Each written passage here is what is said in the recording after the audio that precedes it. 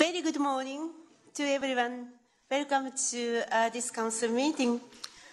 We are now entering a new chapter for GEF 7. This is our first gathering since the GEF Assembly in Da Nang, where we concluded GEF 7 negotiations. I once more want to thank all parties for the very fruitful conclusion of GEF 7 strategy, centered on safeguarding the Earth's vital global environmental commons. I'm very proud of what we have achieved together and look forward to implementing it. At the same time, I am deeply committed to further modernizing the GEF to enable us to do our work more effectively and meet the increased demand on us. I would like to focus my remarks on three things that stand out for me when I reflect on what has happened since we were all together in Da Nang. The first thing is the urgency of the situation we are in. During the past few months, more and more evidence has been put forward that we were not winning the war on global environmental degradation. In some aspects, we were even going backward. The world is saying that GHG emission went up in 2017 after 3 years of stagnation. This means decoupling of GHG from growth is not realized. Deforestation, which once seemed stopped, increased again in 2017.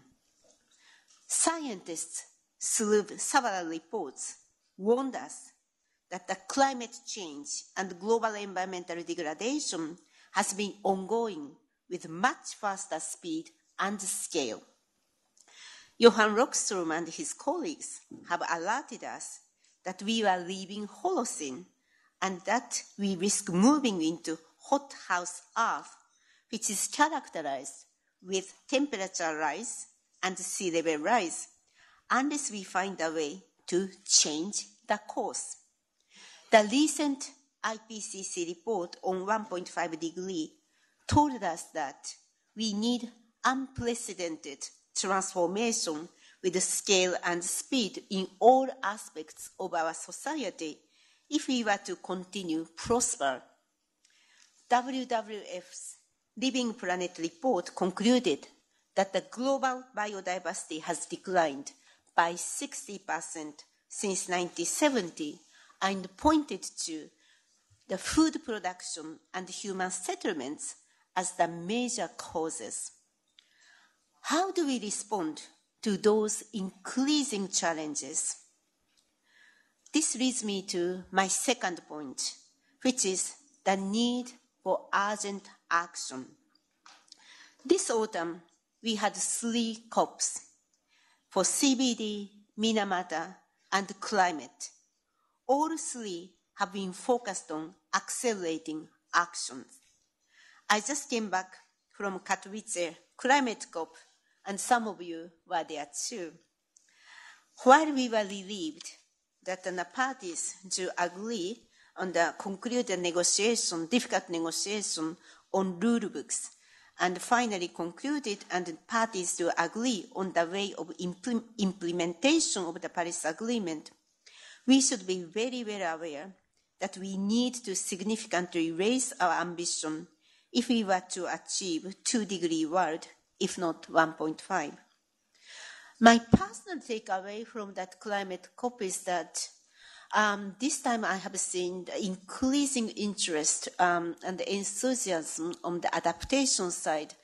Maybe sadly it reflects the weakening prospect of the climate mitigation, but the good news seems to me is that more and more interest of the private sector on adaptation agenda. Earlier in November, we had the CBD COP in Sharm el-Sheikh, where governments agreed to accelerate action on biodiversity to 2020 and to develop the post-2020 global biodiversity framework to be decided at the next COP in 2020 in Beijing. The post-2020 framework may include a new deal for nature aimed to safeguard nature and biodiversity in the 21st century. We, the GEF, are committed to work with the CBD to build a broad coalition of private and public sector partners towards a successful COP15 in conclusion. Finally, also in November, we had the second Minamata COP, where a number of decisions were taken to help the now 101 parties to the convention move forward with key provisions of the conventions. I also would like to note that there was focus on urgent action in many other gatherings. For example, in September, the Global Climate Action Summit took place in California, where the power of non-state actors and emerging multi-state coalition were very well recognized. However, we must still admit that we were yet to reach the tipping points of bending the curve. This leads to my final third point, namely, what is the role of the GEF in this battle? My view is that GEF 7 is a powerful instrument for us, the GEF, to take our part in fighting the war against climate change and global environmental degradation. Science tells us we need a transformational change in key systems. GEF 7 programming strategies are designed exactly to help catalyze the transformational change to food and land use system, sustainable cities, and push energy transition while protecting key biomes. In doing so, we emphasize the importance of involving key actors, not only national governments, but cities, private sector, CSOs, and communities. We were keen in creating or strengthening coalition to address thematic issues, be it commodity deforestation, sustainable city design, or marine plastics. For the last few months, we were extremely busy in responding to a huge demand by countries for national dialogue to identify how best they use GEF resources for next 4 years. I'm very pleased to see our national dialogue empower OFPs to involve other ministries and actors to strategize their GEF 7 portfolio. GEF 7 has its very ambitious goal. For us to achieve it, we need to firm up our implementation policies and procedures. There is lots of room for tightening up our project preparation and execution so that we can deliver the results soonest. It's good time to take a frank and honest look at our way of doing business among countries, agencies, and secretariat. During this meeting, we present several papers to further improve GEF's efficiency, accountability, transparency, and safeguards. We will also, as usual, be hearing from staff who will be introducing several new members, and from IO who will update us on their latest work, and from our friends in the Convention Secretariat. The challenge we are facing is unprecedented, and we have responsibility to play our part. I am proud to say that with GEF 7 policy and programming, we were ready to fight our part. We need to do this together. Thank you so much.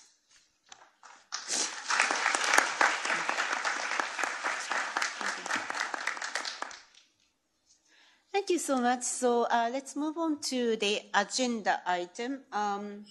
Is that number 2? Election of my co-chair. So our rule is that the council must elect a chairperson from among its members to serve for the duration of this meeting. And the practice is that there is an alternate between developing and developed. And the last council meeting in Danang, that Peter Elder served for my co-chair. So that this time that we would like to elect my co-chair from developing countries.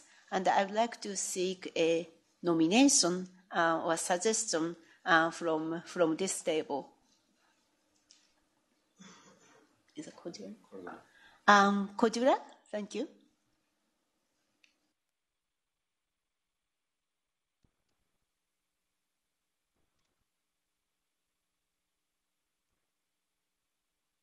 Okay. I would like to nominate Abdul Bakar Salim from Sierra Leone as a co-chair from the developing countries. Thank you, Kojura. Are there any? Okay, Marta, please. Buenos días, Presidenta. La circunscripción del... Good morning. Our constituency of the Southern Cone supports this candidate. With that, could we just there is a strong support from the table. So I would like to invite co-chair Mr. Abdullah Salim to my co-chair.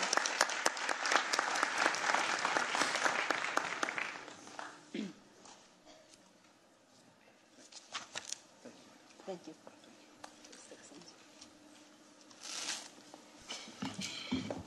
If you want to say anything, please.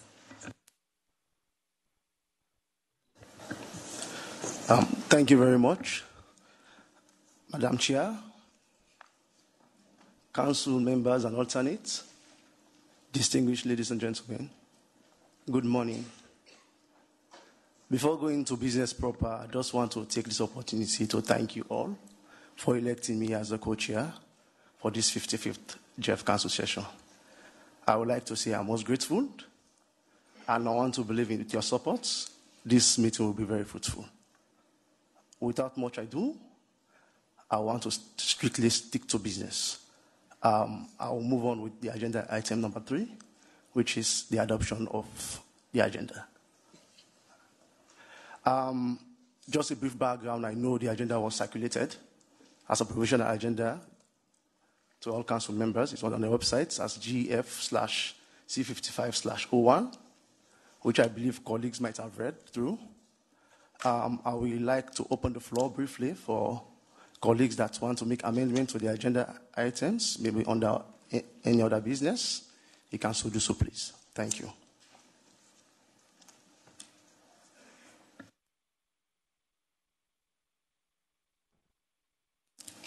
Yes, Lauren, you have the floor. Thank you very much, Co-Chair. One of the decisions that was made during the replenishment negotiations was to ask the Secretariat to develop some sustainability measures to increase the sustainability ratings of the programs supported by the GEF. We have received an information document on this issue, but we would like to make it as a specific point on the agenda under other business. We would like to ask the Secretariat to present the information paper, and we would like to have a discussion on this paper. Thank you very much. Thank you very much. Any other issue, please? Oh, Carola, okay, you have the floor. Thank you. Thank you, sir. I just wanted to flag that we would very briefly want to ask everyone's attention for the importance of working against sexual exploitation and abuse in general, just as a very brief flag raiser at the end of the meeting. Thank you very much. Any other item I would have to look at?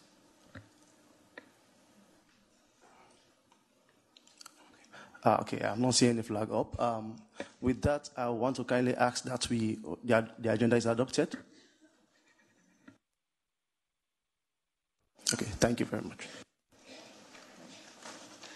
Thank you, Abdul. So let us move on to the next agenda item. It is Annual Portfolio Monitoring Report 2018. I'd like to invite the team to present the paper for discussion.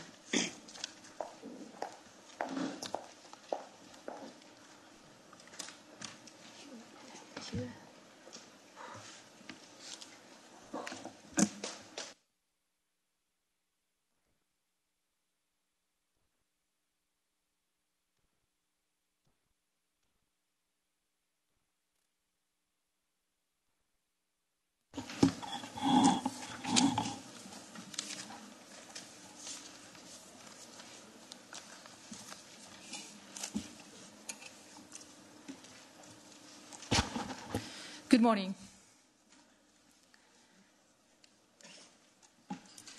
So we'll discuss the agenda item 13, Annual Portfolio Monitoring Report.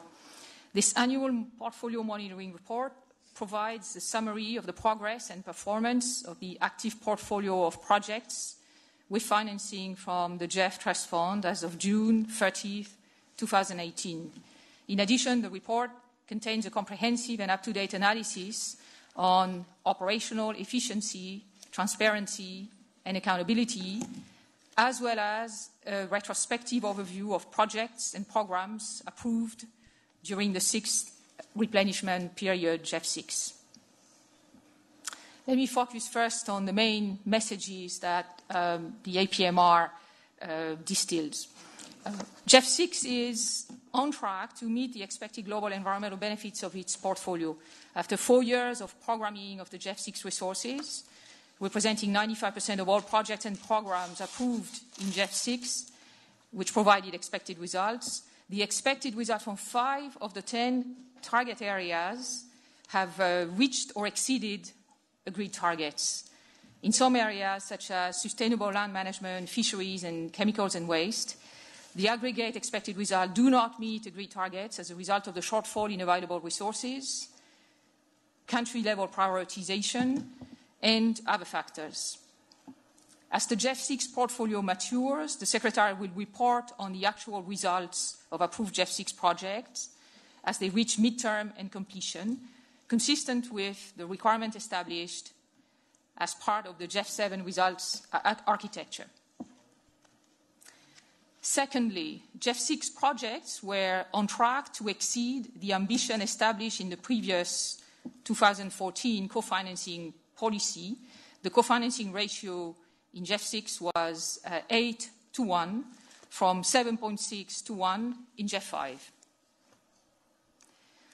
Thirdly, the portfolio under implementation, based on agencies' management self-ratings in fiscal year 18, is performing satisfactorily. 83.4% of the projects were rated moderately satisfactory or higher on what we call implementation progress, IPs. 88.5% of the projects were rated moderately satisfactory or higher on progress towards achieving their development objective. That's the DO rating. Fourthly, a comparison of agencies' management self-rating of performance at completion with the outcome ratings provided by agencies' evaluation offices of the GEF Independent Evaluation Office suggests a noticeable difference.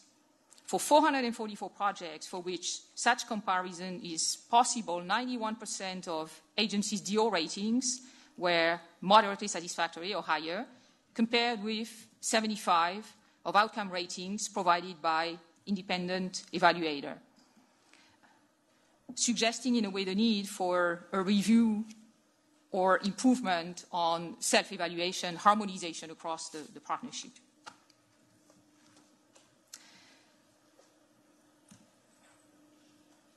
Fifth observation, as part of the second part of what the APMR does, which is looking at an analysis on operational efficiency, transparency, and accountability, which purpose is to support recommendations in terms of policy change. The APMR, in response to a GEF7 policy recommendation, highlights a range of policies in support of measures to enhance operational efficiency, transparency, and accountability. Underpinning those proposed measures, this report presents the latest analyses on project preparation, implementation, and financial closure. The analysis shows that the 2015 cancellation policy has seen full compliance in terms of the timely submission of projects for CO endorsement or approval, but nevertheless, less than half of recently approved projects actually receive CO endorsement within the 18-month time standard that had been selected earlier by Council. Moreover, with some variation across yearly cohorts based on the year of endorsement by the CO, between 26 and 37% of full-size projects do not complete their first disbursement within 1 year from CO endorsement. So what that means is we have delays both to complete endorsement and delays to complete the first disbursement, which is a very important landmark in a project's life. That's the time when implementation really starts. The latest analysis also suggests a need to accelerate project implementation in general and to ensure compliance with key reporting requirements. Examples of the need for greater attention to this is the fact that after 6 years from first disbursement, with some variations, again, depending on the year of first disbursement, between 32% and 41% of full-size projects still had not submitted a midterm review to the Secretariat, and between 14% and 23% of projects had not yet submitted a terminal evaluation after 9 years of implementation. So these are metrics that give us a sense of why some adaptation to incentives and policies is required to accelerate project implementation. So moving forward, the Secretariat is in the process of reviewing and updating the GEF's approach to portfolio-level monitoring and reporting on results, performance, and financing to enhance the capacity across the partnership of generating, providing, sharing, and making available transparently useful information that can shape improved incentives for compliance with reporting and with expediency in implementation. The Secretariat is also working with the IEO to update the 2010 monitoring and evaluation policy. An updated policy will be presented for Council review and approval at its next meeting in the spring of 2018. The policy will set out the core principles and mandatory requirements for monitoring and evaluation across the GEF partnership, reflecting the proposed new approach to portfolio monitoring and reporting. Thank you very much. Thank you so much, Françoise. Maybe may I open the floor for the questions and the comments?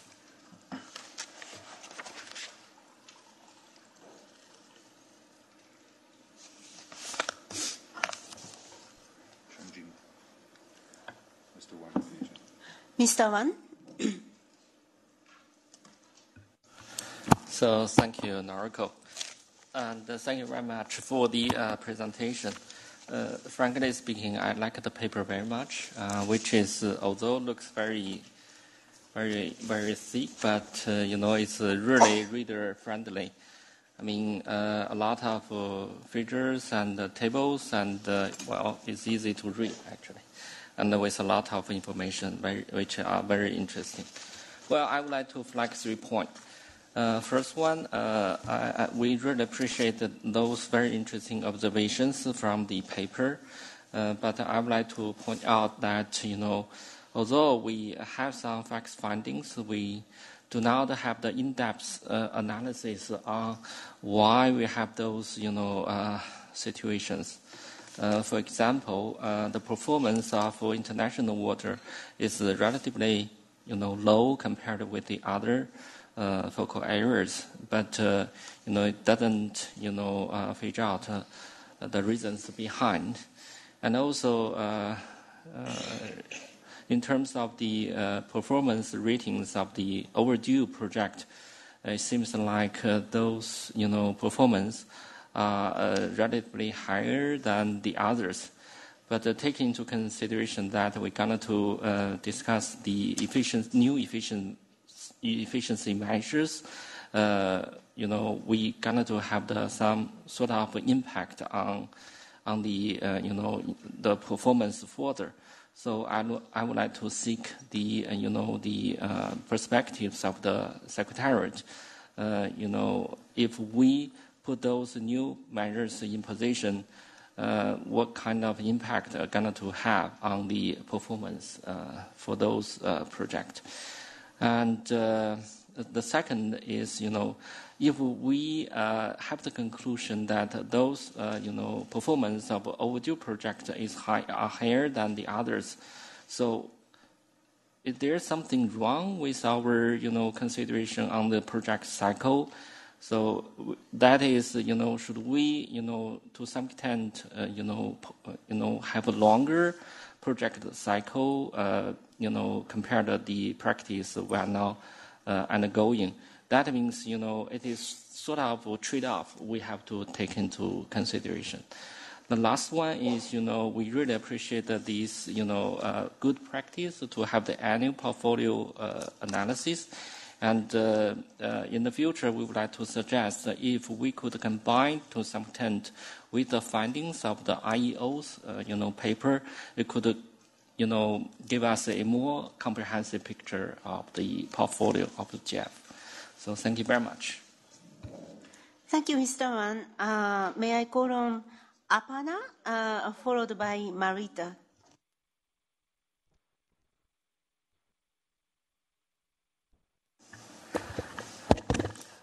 Thank you, Chair. I take this opportunity to welcome the co-chair and wish him the very best for the conduct of this meeting. I also thank Francois for a very excellent paper under the leadership of the CEO. I think this gives us a very good overview of the operations in the year, and it is, as has been pointed out by Zhongjing, it's a very useful and readable document. It is comprehensive, but I have some requests for a little more analysis that may be helpful to the Council as they consider policies going forward. First is, I think already mentioned by Francois, is the question of rating. So the significance in the difference between the rating done by the agencies themselves and the rating done by the independent evaluators is quite large. Almost 20% in some cases. So at the time when the proposals are being considered for approval and endorsed by CEO, would you like to have a look at how the methodology or the results frameworks are being cast and how they propose to be, how they are proposed to be rated? I think we need to work on reducing this difference in the interest of the credibility of the reporting that we do. The second issue is regarding co-financing. I have looked at the figures 31, 32, and 33 with great interest. And of course, one is happy to see that the ratio of co-financing is being increasing over the last three GEF programs. This is a matter for quite, I would say, satisfaction. But I do notice that the rate of co-financing for UMICs that are not SIDS is more or less static. It is quite stagnant. So I would like to know whether any analysis is being attempted in this. The second variation that I have noticed in co-financing is among the agencies.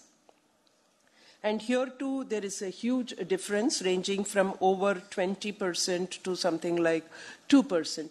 I would like the Secretariat to undertake a slightly more detailed analysis of the co-financing agency-wise and focal area-wise, because this is something that our chair has been saying in the replenishment meetings when the policy commitments were discussed too, that there are certain focal areas that are not amenable to private sector co-financing, or they would become amenable if we had the policy frameworks in place in those recipient countries. So a little more examination of the issues involved in achieving higher co-financing ratios across the program portfolio would be welcome.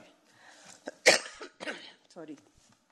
Third, although this paper gives us a number of drill downs and several sections in terms of the reporting, I will take only one focal area, land degradation, as a topic of some interest, because of the discrepancies, or I would not call them discrepancies, but interesting differences that I see within this focal area.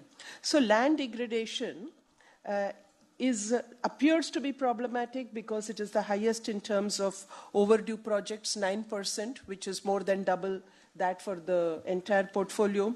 It appears to be lowest in disbursement, only 34%. So on first reading, it would appear that this requires a lot of attention. But at the same time, I also find that the rating of active projects, both by the agencies as well as by independent evaluator, is in fact highest for the active projects under land degradation. It is also utilization of initial GEF 6 star allocation higher than climate change and biodiversity. So some qualitative analysis of why these focal areas behave in the way that they are behaving would be very interesting, not only as an academic exercise, but to help us to shape the policies going forward. And finally, the last issue is perhaps that which is most important. It is the contribution of the GEF portfolio and projects to the global environment benefits. Obviously, at this stage, the expected results have been listed, and as the projects are completed, the actual results will be available. I find that the expected results in some cases are like 340%, 120%. Are we being too modest in our target setting?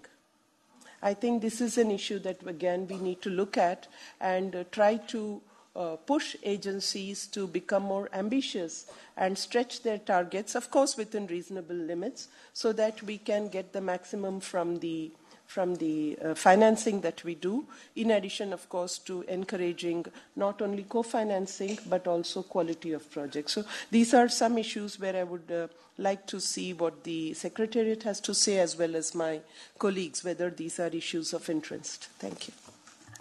Thank you, panel. May I call on Lauren from Norway, followed by Mr. Inam of Russia. Thank you, Chair, and thank you for the report and also from the presentation. There's a lot of information that also came from the presentation, which we are very happy to hear. Françoise, you mentioned the numbers in terms of the reporting and how many of the projects, or the percentage of the projects that are reporting midterm or at full completion to the Secretariat, and we're very concerned about these low numbers. We also note the new requirement to report on actual results at midterm, which was decided during the replenishment negotiations. We are, of course, very happy for that, and we hope that this will be made possible. We would like to have some more information, like some other colleagues also asked for what are the specific reasons for the agencies not meeting at this stage these reporting requirements. We are also concerned about a lot of the differences between the self-rating between the agencies and between the IEO, for example. And we know that the IEO has presented in the documents for this meeting its plans in the future in terms of evaluations, but we would like to request that the IEO look into this issue of self-rating as soon as possible and come with recommendations to the Council. And finally, on the issue of monitoring, the review of the monitoring and evaluation policy, we're very happy that this is something that the Secretariat is going to work on. We're very concerned about the fact that the GEF reports on expected results and not on actual results, but that you will now have a requirement on reporting midterm on actual results, and we believe it's very important in order to be able to make changes in the projects and also to be able to learn between the projects. And we would be very happy if we could establish maybe a working group on this issue, and we would, our constituency would be very happy to be part of this working group and work tightly with the Secretariat, but also with the agencies on how to review this policy. Thank you very much. Thank you. I inadvertently skipped Marita. I'm so sorry. Marita, now you are on, and followed by Mr. Inamo. Thank you, Chair. It was actually Lauren's turn to go before me, so it's okay.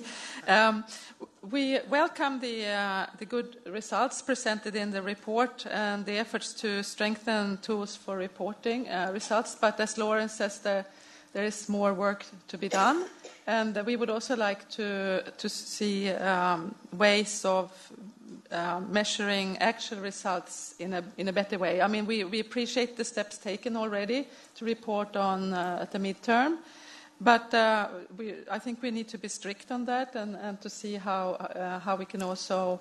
This is also linked to the efficiency, effectiveness of the project cycle, so that we can have timely reporting. I support the suggestion Lauren made of having a working group. I think that's a good idea to look further into this. We would also like to see in this report an update on the sustainability numbers. I know we're coming back to the sustainability issue under other business, but I think in the past we had sustainability numbers in this report, and I couldn't find them this time. And given the concern the Council has expressed of the low, relatively low numbers, I think we need to have that. Thank you. Thank you much. Mr. Inamo from Russia, followed by Pierre from France. Thank you, Naoka. Good morning, everybody. Let me also start from congratulating co-chair his election and wish him a successful chairing of the meeting for all of us, very resultive and constructive discussions. I'm also impressed by the opening remarks by Naoka, which I intended to think all of us about transformation of the GEF. And in this regard, the report presented right now, in case of the business of usual, it's okay. But if we are thinking about transformation of the GEF, making it more effective, making it more result-oriented. Of course, in this regard, sorry guys, but we have some questions. Because we need, first of all, yes, from the financial point of view, yes, the matter of the implementation time, disbursement, etc., definitely we need to work with the implementing agencies. Frankly speaking, it is not the matter of the recipient countries. Mostly, we have to have the analysis. Who is to blame? How to correct the issue to make this disbursement on time and to the benefit of the recipients. Whether it is the slow activities of the recipient constituency or it is the not very much effective work of the implementing agency. Next, regarding the co-financing. Yes, compared to the previous GEF 5, it is good that we have now 8-1 compared to 7.5. But last time we talked about the non-grant instruments and the use of other financial instruments to achieve the environmental goals.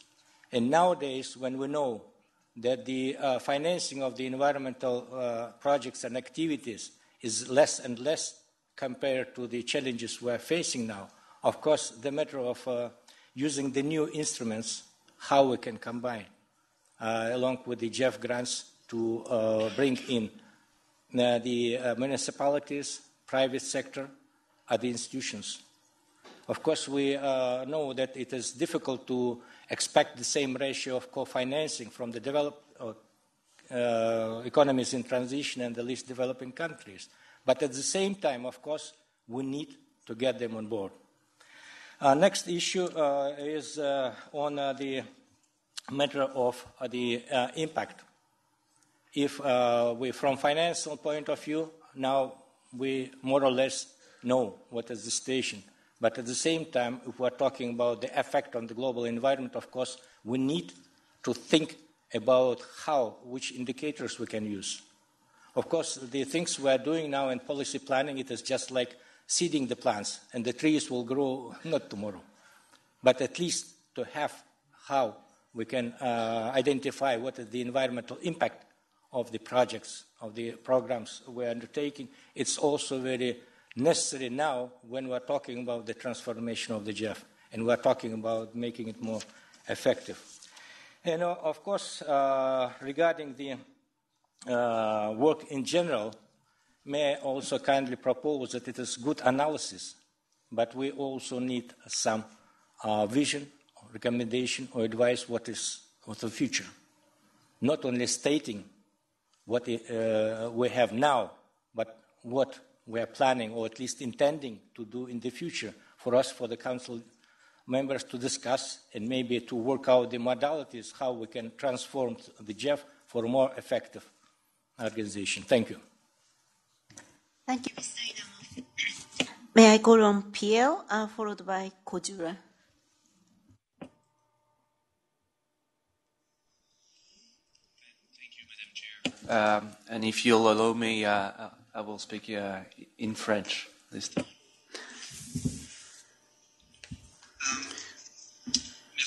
Thank you very much, first of all, for this document that is complete, that really gives us a good idea of the activities of the GEF. But I would like to underline, as we did before, it's very positive. This document gives us all kinds of data on the activities, but not much of analysis of the data. And we would like to encourage you to do so, to go forward with the analysis of the data above and beyond what you have given us. Still, what is positive, and we would like to commend you in this report, is the effort that you have deployed to give us a typology of all the challenges that you will find in the implementation, and to tell us what are the consequences, giving us a few themes for action to improve the quality of the portfolio. But that will be it, because I know that this is a topic on which we will discuss later here. Third point on which I wanted to draw your attention is our wish to improve transparency of the portfolio, even more so.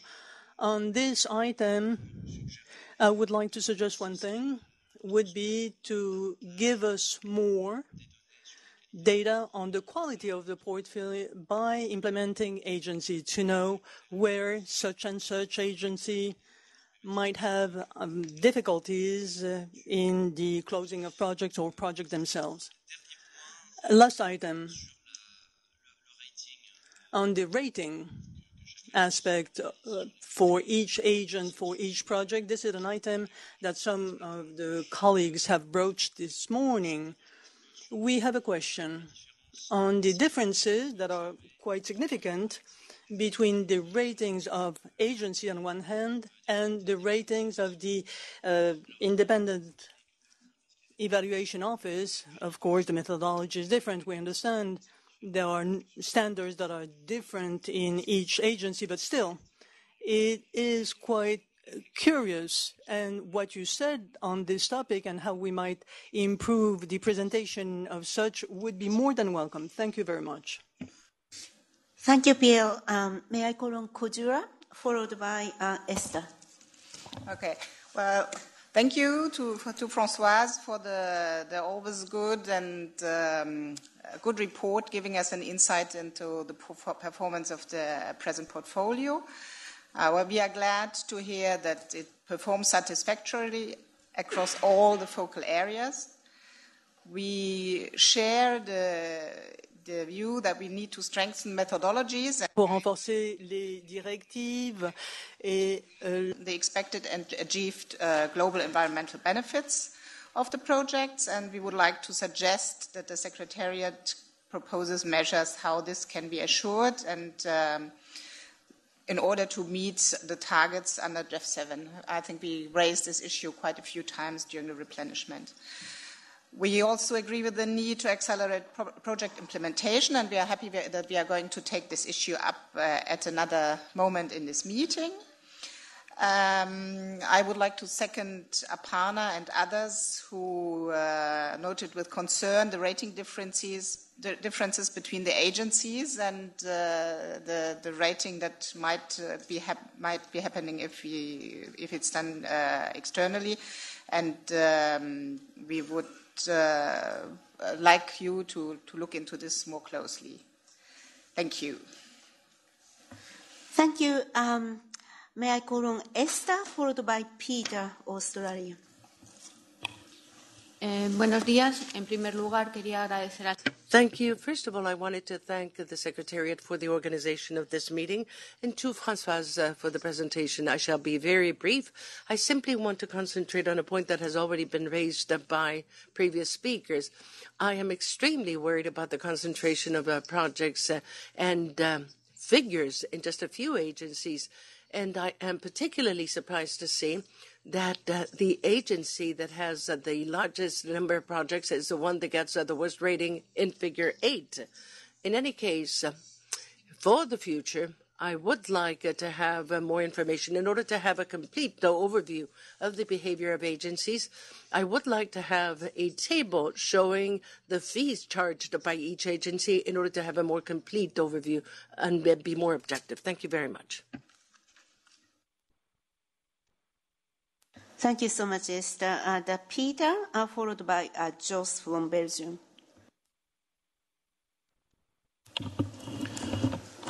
Thank you, Naoko. Good morning, colleagues. First of all, I'd just like to thank the Secretariat for preparation of the meeting. I echo those comments. Also, full support for our co-chairs. As a recently retired co-chair, I know the support of Council is very important, so I will certainly offer you that from our chair. I'd like to note that, unless otherwise stated, comments from this seat reflect our full constituency of Australia, New Zealand and Korea. I'd like to thank Françoise for the presentation and for her team's preparation of the paper, which I think got the balance nicely right between depth of information and accessibility for non-experts to read. So while I recognise that there's always more data that could be loaded into these papers, I think getting the balance right for a council meeting is important, and I'd like to commend efforts to focus on that. Certainly I found it an easy read. I won't make too many observations. Most have been made already, but I would just like to echo those who have expressed a concern in the discrepancy on agencies' self-rating and the independent rating, and look for further approaches to consistency in that regard. The reasons for these differences are not sufficiently well understood. I think that's recognised in the paper. So we look forward to more detail on how we can bring those ratings closer into alignment. On the speed of implementation, I think we have some concerns about the number of overdue projects, and would encourage all efforts to monitor active projects against the intended duration and ensure that they are either completed or indeed cancelled when needs be. I think we would welcome the fact that the GEF 7 results architecture will be further developed, particularly looking at targets and indicators and methodologies. So the continuing evolution of monitoring and evaluation will continue to be a focus for Council. So commend efforts in that regard.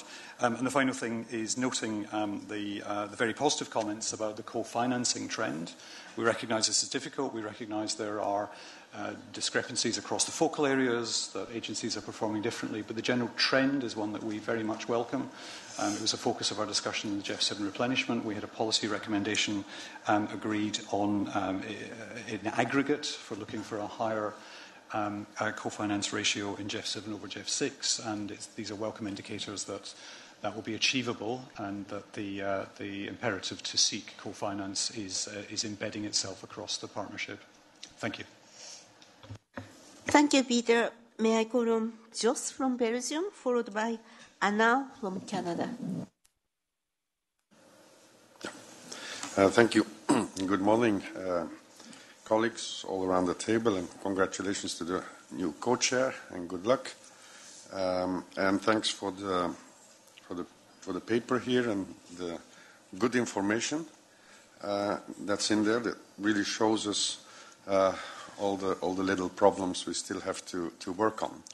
And I noticed that Francois started out with the positive things, upsetting the whole sequence here, but I'm not so positive about the positive news either. So you said, and the report says that so most of the projects exceed the targets. Now, we know that the targets for GEF 6 were very low. That's why we had to change it for GEF 7. So, of course, this positive news is just not that positive in my eyes. And the second one is the co-financing, right? The co-financing exceeds the ratio, but we all know that the ratio of GEF 6 was from the start way below the actual ratio. And we've done the same with GEF 7. So also there, I think that the positive news is a bit less positive. And then the rest are issues we need to work on. And I'm really concerned, and not alone, everybody around the table so far, with the self-ratings of projects. I mean, when our business as usual on evaluation of day-to-day evaluation that's the basis, right? Every now and then the independent evaluation office does an exercise on aspects, but this has been what we've been working with and basing our decisions on, including the replenishment, right? So I'm really concerned because what was the basis? I mean, if there's 20-30% difference between independent and self-rating, I think it's serious concern, not just a minor one. And I can stop with this because all the other issues we will are clearly flagged. We have in the next agenda item clear paths to work on. Thank you. Thank you, Jos. May I call on Anna, followed by Komlan. Thank you very much for the paper and the presentation. Just a few points from our side. Overall, we're very pleased that the Secretariat is going to be reporting on actual results of approved GEF 6 projects as they generate reporting. But like many others who have already spoken before me, we are going to want to follow this very closely, and we would appreciate more information from the Secretariat on the proposed methodology and guidelines that are going to be used. We are happy to see that gender equality continues to be a key consideration of the small grants program, and we hope that the figure of 34% will get closer to 50% during the GEF 7 replenishment period. But beyond the SGP, we noticed that the report doesn't actually contain a section on gender equality, as in past reports prior to 2017. The annual report from our side should always include a narrative on the GEF's progress on gender mainstreaming and women's empowerment, as well as include examples of projects. So going forward, we expect to see strong reporting on gender-specific results. And finally, like many other members that have spoken before me, we are concerned about the consistent disparity between the ratings given by program managers and by independent evaluators. And we would like further information from the Secretariat on the plans to reduce this disparity. Thank you.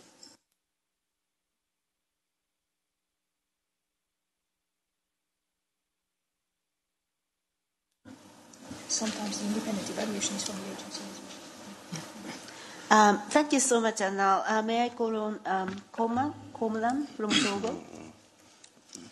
Merci, bonjour. Thank you and good morning. I commend our co-chair. Good luck for the conduct of this very important meeting. I would like to express my satisfaction right now on the quality of the document that was presented by Françoise and also the results that we have succeeded in reaching.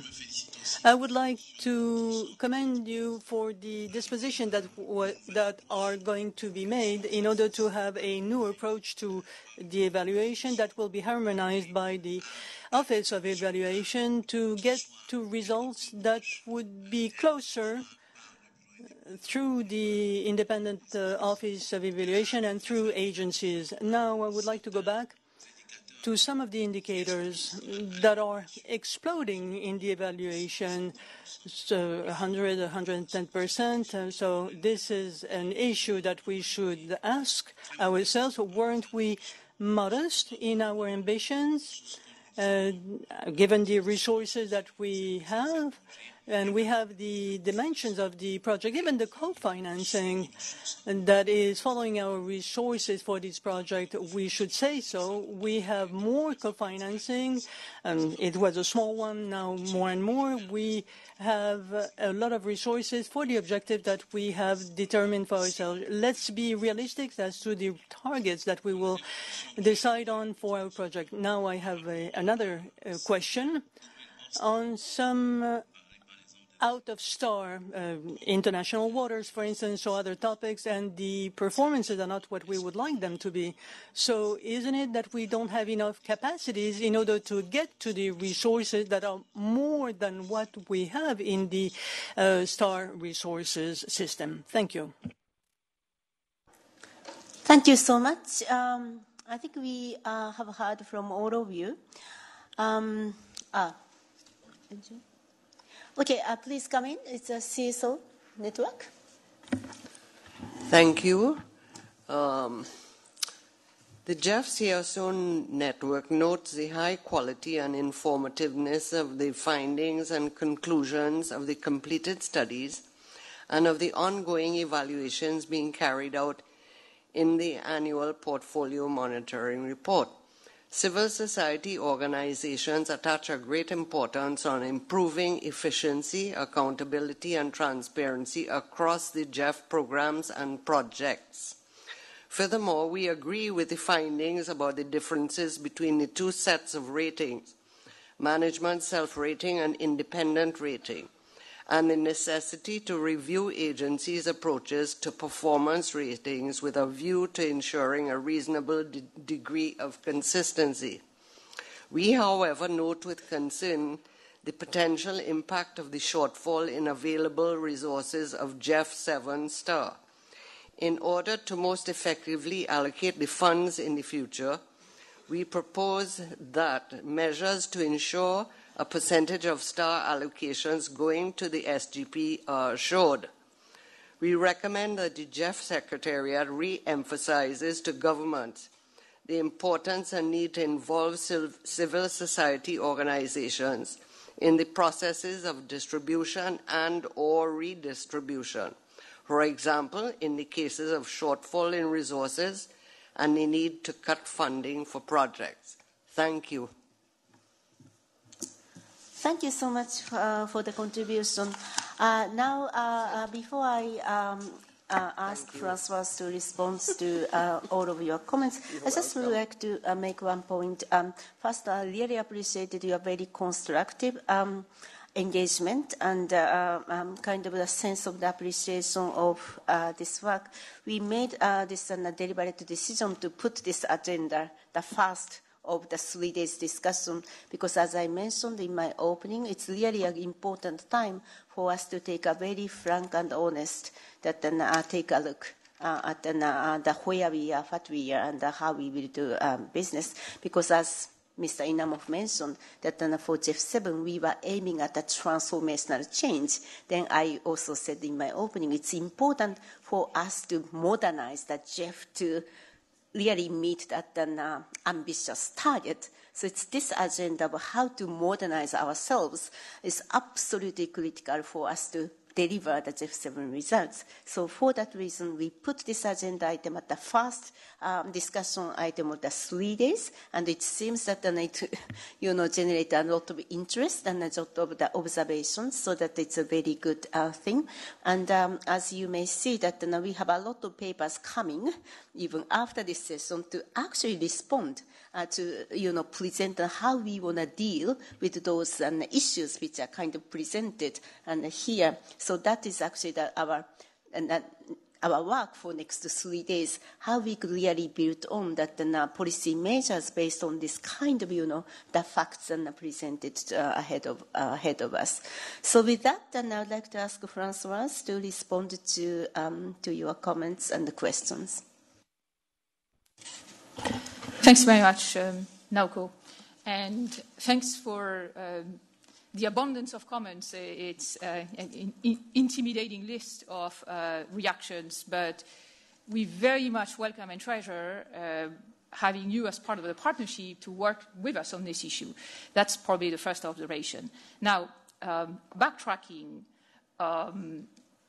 you're seeing a new format of a document that you have seen for a number of years on a repetitive format, and this is really a transitional document in our mind, namely an enriched document with analysis of efficiency and effectiveness that and certainly number crunching on the same that goes further than anything we've done before, with the intent of raising discussions and proposing remedies to where there's evidence of need for change, right? So we will in the future not probably stay with that document, but as part of the effort to produce a new monitoring and evaluation policy together with IEO, evolving the formats of reporting to you and monitoring agencies, we will make sure that we evolve towards a richer format, just as this one is richer than the ones we had before.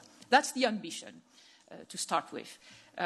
So this is part of a process underway which has been going on for at least a year and a half, where we have increasingly, working closely with agencies, try to understand, first, the meaning we can draw from data, second, making sure that the data quality itself improves.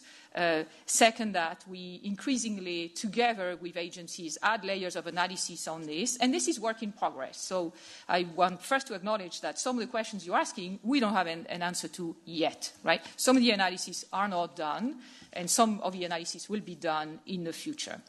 Fundamentally, what's the structure of how we work on quality and how we work on oversight of implementation in the GEF? It's a situation of asymmetry of information and asymmetry of accountability, in a sense, between the agencies who implement and the Secretariat, which oversees on behalf of Council and reports to Council for accountability. In this, obviously, the quality of the metrics that we evolve to monitor is crucial to the value of reporting. And that's what we're trying to evolve in a new direction here, which is why we're bringing to you all this information. Beyond that, of course, comes the challenge of analysis. But this changed approach is one of increased ambition. And the ambition is to have very high targets in terms of excellence for implementation under the GEF for projects, right? And together with ambition of excellence, as we are in a situation of indirect management of the portfolio, comes a great need for measurement, a great need for transparency in sharing this measurement with you, and a great need for accountability. Two types of accountability. Accountabilities of agencies to the Secretariat in the context of the reporting mechanisms that are in place and are being evolved, and also accountability of us, the Secretariat, to you in terms of the monitoring procedures that are put in place. We have the ambition of making progress in all of those dimensions. And that, of course, requires better quality of data, better quality assurance mechanisms across the partnership as a whole to validate the accuracy of data and the comparability of data, which of course is a challenge with 18 agencies, and a joint effort to setting targets and to setting policy and to structuring incentives so that the performance that we get on implementation matches the ambition. And this is the first thing I wanted to say. This is a transitional moment towards this ambition where we see the need for policies, for monitoring evaluation policy, for instruments for reporting, for data curation in general to evolve. And you've seen already quite a number of initiatives in that direction, because what we have been doing to bring a result framework, a new result framework to GEF7 is nothing different from that. The effort that we have brought to improving the quality of co-financing data by having accurate definitions that are shared by all agencies so that we have less data which is more accurate. The fact that we focus, as I said, on 11 indicators, core indicators, instead of a multiplicity of indicators for aggregability and accuracy, these are all efforts that we have in place. So that's the context in which we need to appreciate both what we're bringing to you today and the question that you're asking. Now, getting to specific of some of the questions that you're asking, because these are very important questions. How does self-rating operate? Self-rating by agencies happens within agencies and happens also, and then happens at IEO's level, right? So some agencies have the independent evaluation within their institution and therefore are able to compare that independent evaluation from within to agency management self-rating. And that's the disconnect we're looking at. Some others rely on IEO to do exactly that, and the differences between agency management and IEO's evaluation. This rating is not produced by the GEF just in case, by the GEF secretary in case there would be confusion of that. When we talk about management here, it's not our management, it's agency management, right? Now, each agency has different approaches to this. These methodologies have not been over time harmonized. All agencies struggle with one form or another of internal disconnect. That's a normal practice in development, to have two different entities taking a look at the outcome of a project, one which is close to the project and one which is more independent, and to make sure that over time you align incentives so that you minimize this disconnect. And this is what we need to do. Exactly, right? We exactly need to take a much closer look at processes of self-rating. It is actually very good that IEO is intending to do a study on this, and we certainly welcome Norway's suggestion that this is a very urgent study, because it's a study that will enable a much more thoughtful level of analysis over what's going on evaluation. This study is needed in order to take a better look at implementation, at development objective reaching, and indeed at sustainability, right? Because the quality of those ratings are absolutely critical. So we agree with the recommendation here, and we also understand that having disconnect of 20 points is something that calls for closer attention to the methodology that I use at the time of self-rating or the harmonization of rating across agencies. Which brings me to a second topic, which was raised in one of the comments, which is the issue of the comparability of ratings across agencies. At this point, the comparability is limited. And even though it may call attention to look at those different ratings, and the temptation to compare them is obviously great, I want to share that effort by agencies to harden internal evaluation of project status is very encouraged by us, and is what we are going to depend on in order to make sure that we get accurate ratings, right? So we have seen, for instance, and let me name it, that the efforts that UNDP has done since 2016 to strengthen the criteria of rating and harmonize across the institution actually means that their ratings have gone down. And that is a good thing, not a bad thing, because the first thing we need in ratings is candor.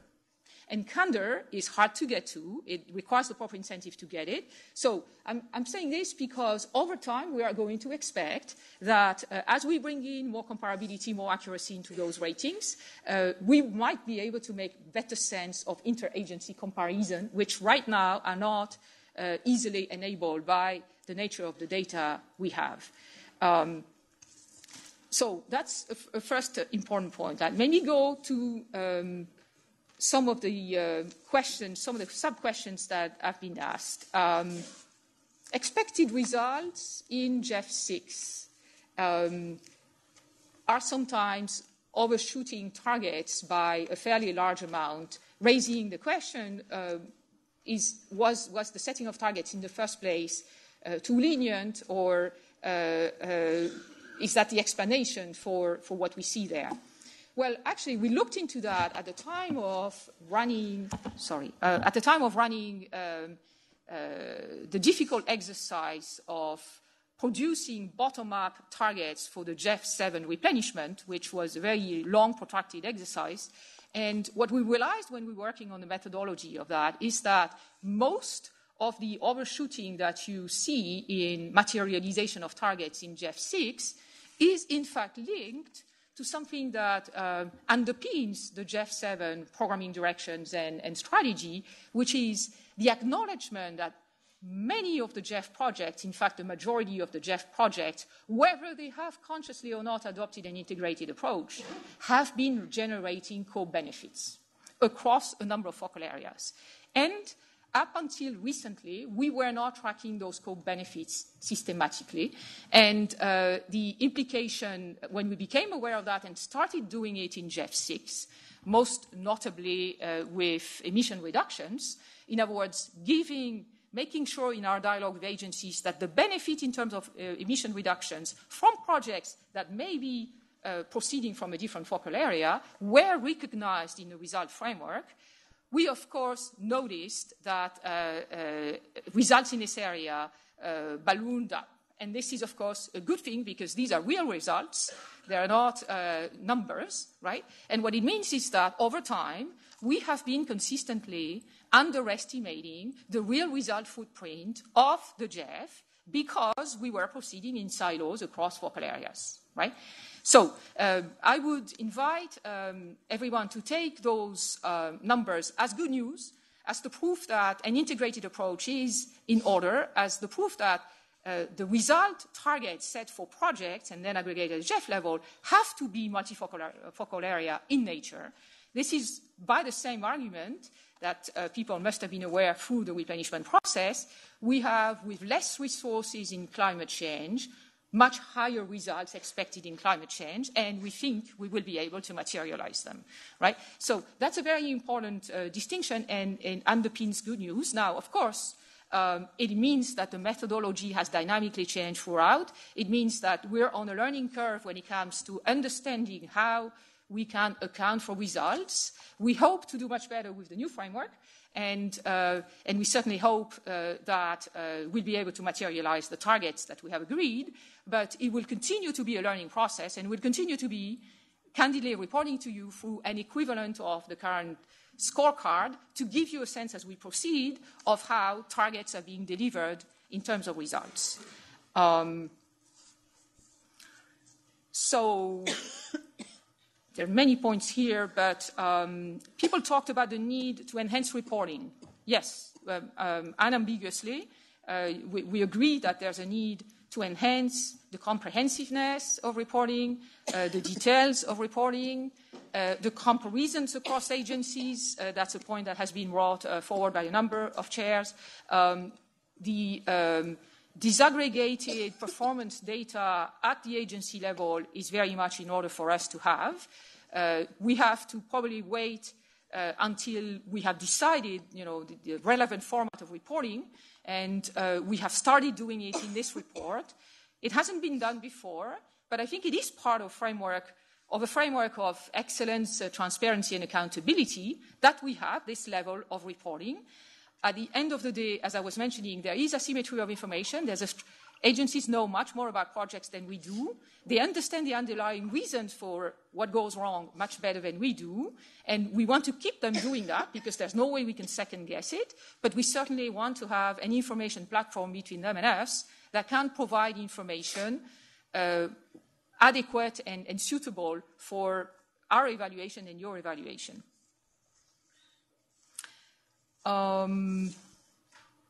There was a suggestion that a working group could be created to work on the very important question of actual results.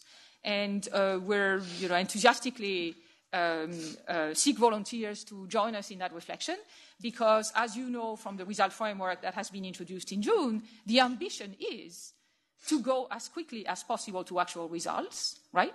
Now, of course, you need to have implemented the project to get the actual results, so there's a time lag here that is very difficult to avoid. We have tried to avoid it to the extent feasible by making sure that GEF 6 projects will be able to report on actual results, starting with midterm review, because otherwise we would have to wait for 6 or 7 years before we actually get any actual results information.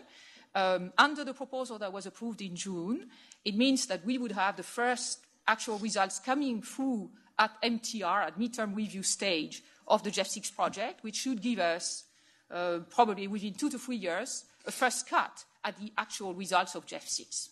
So we're certainly keen to work with the working group towards that next step, which is one that we very much ambition to develop. And in that context, as was suggested, we might also find a space to discuss issues having to do with monitoring and evolution of formats to that effect, which I think is part of the very same thrust of thinking.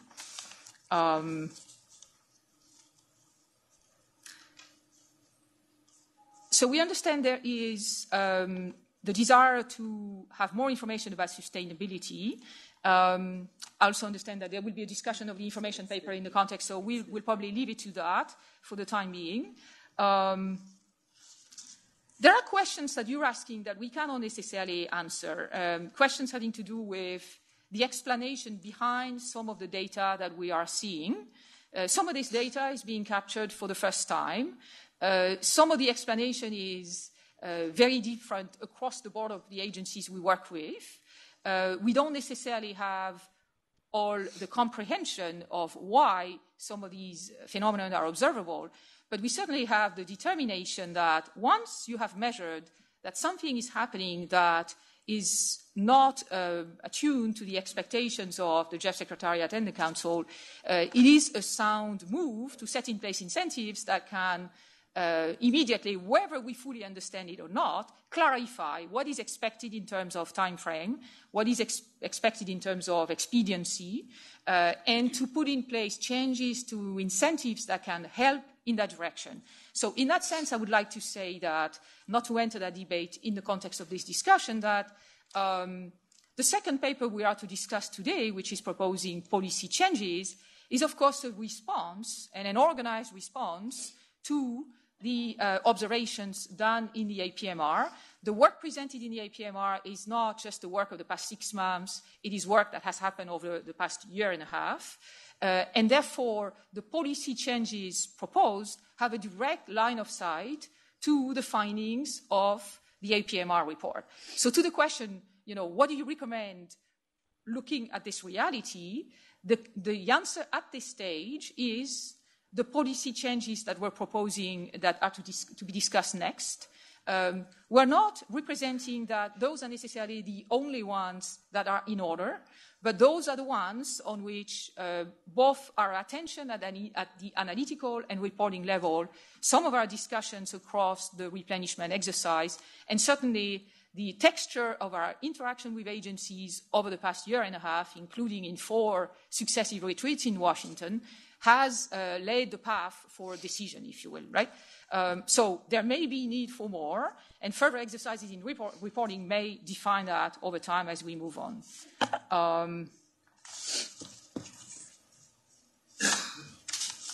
On gender, it's a good point, and we certainly have both an intent and an obligation to report on a periodic basis to to Council.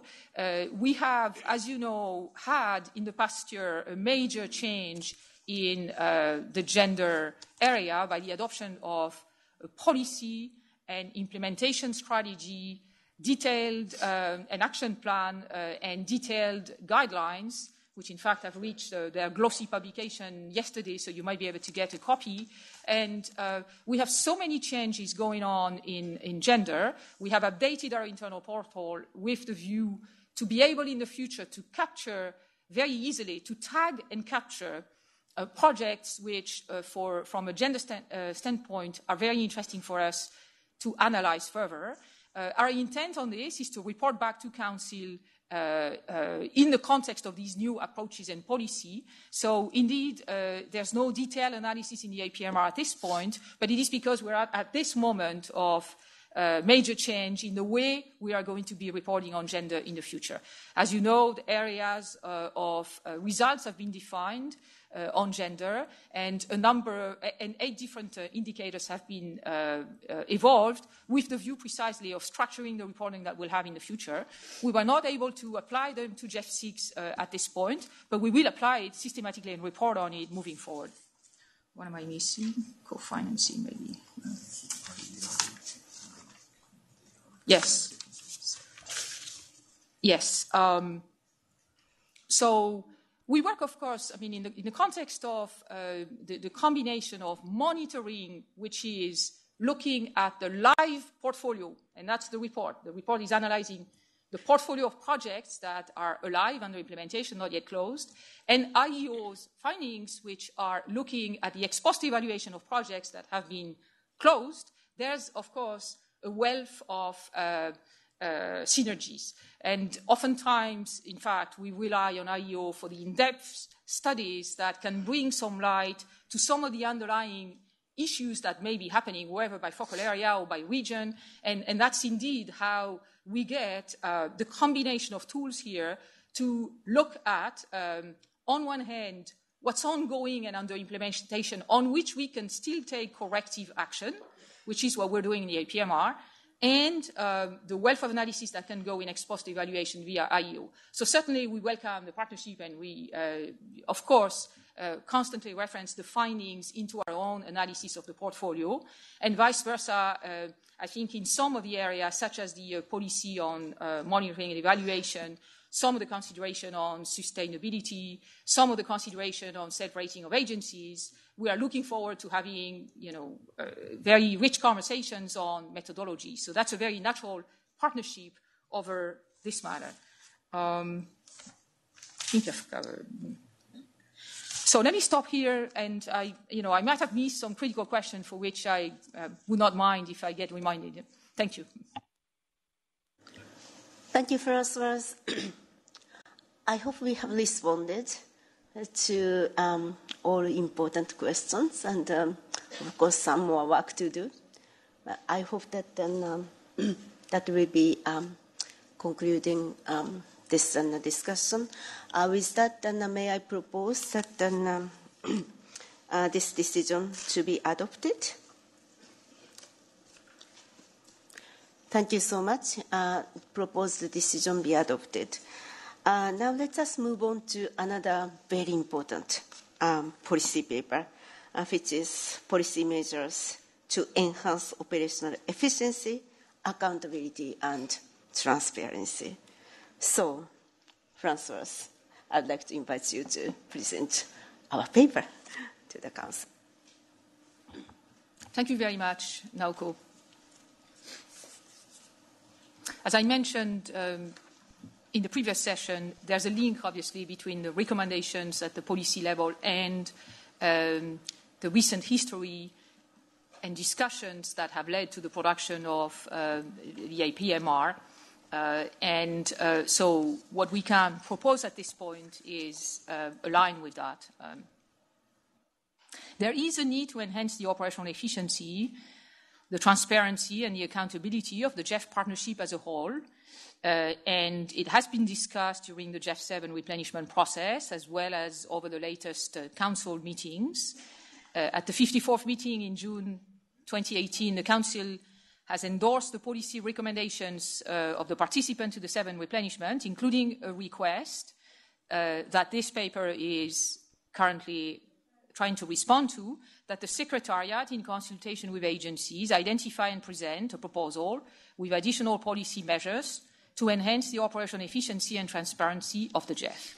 So we have worked over the past 18 months with the agencies in an intensive set of consultations to ensure that the analyses that are supporting the proposed policy measures are based on accurate data and up-to-date information. And these results, along with the key challenges and opportunities related to the operational efficiencies, are the ones that we have presented previously. So we had retreats with agencies 4 times in the past year and a half, 2 in 2017, 2 in 2018, the latest in September, where we gathered for 3 days here to discuss the content of this proposal. And we're now presenting to you both the following key issues and the proposed policy measures to address them. So, first issue, the duration of project preparation. The analysis that we have done shows that project preparation, measured from PIF submission to first disbursement, takes too long, and the proposed policy measures in this paper will incentivize faster project preparation by modifying the cancellation policy, effectively strengthening the cancellation policy that we had already, to effectively implement what was an agreed time standard for project preparation agreed in the past by Council, which is 18 months. And we will do that by requiring that full-size projects actually get to CO endorsement by 18 months, otherwise be cancelled. And for them to get to that, they in fact have to be submitted much in advance of that deadline to the CO endorsement. And we're proposing that they be submitted 12 months, after a maximum of 12 months after PIF approval. So that's the first measure that concerns full-size project. The equivalent measure for medium-sized projects, which can move faster typically, would be that they get submitted by 8 months on the risk of cancellation otherwise, and that they get endorsed by 12 months, same thing on the risk of cancellation. So that's the first measure, strengthening of the cancellation policy.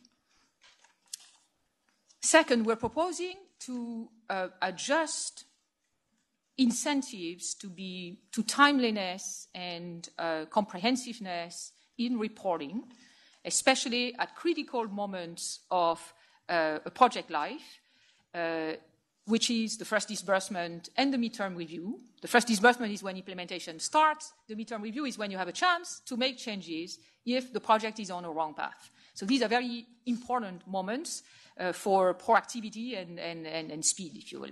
So we're proposing to adjust the payment schedule of the agency fees, not the level of the agency fees, but the payment schedule of the agency fees, so that the fee for full-size project would be committed in 3 installments as opposed to 2 in the past.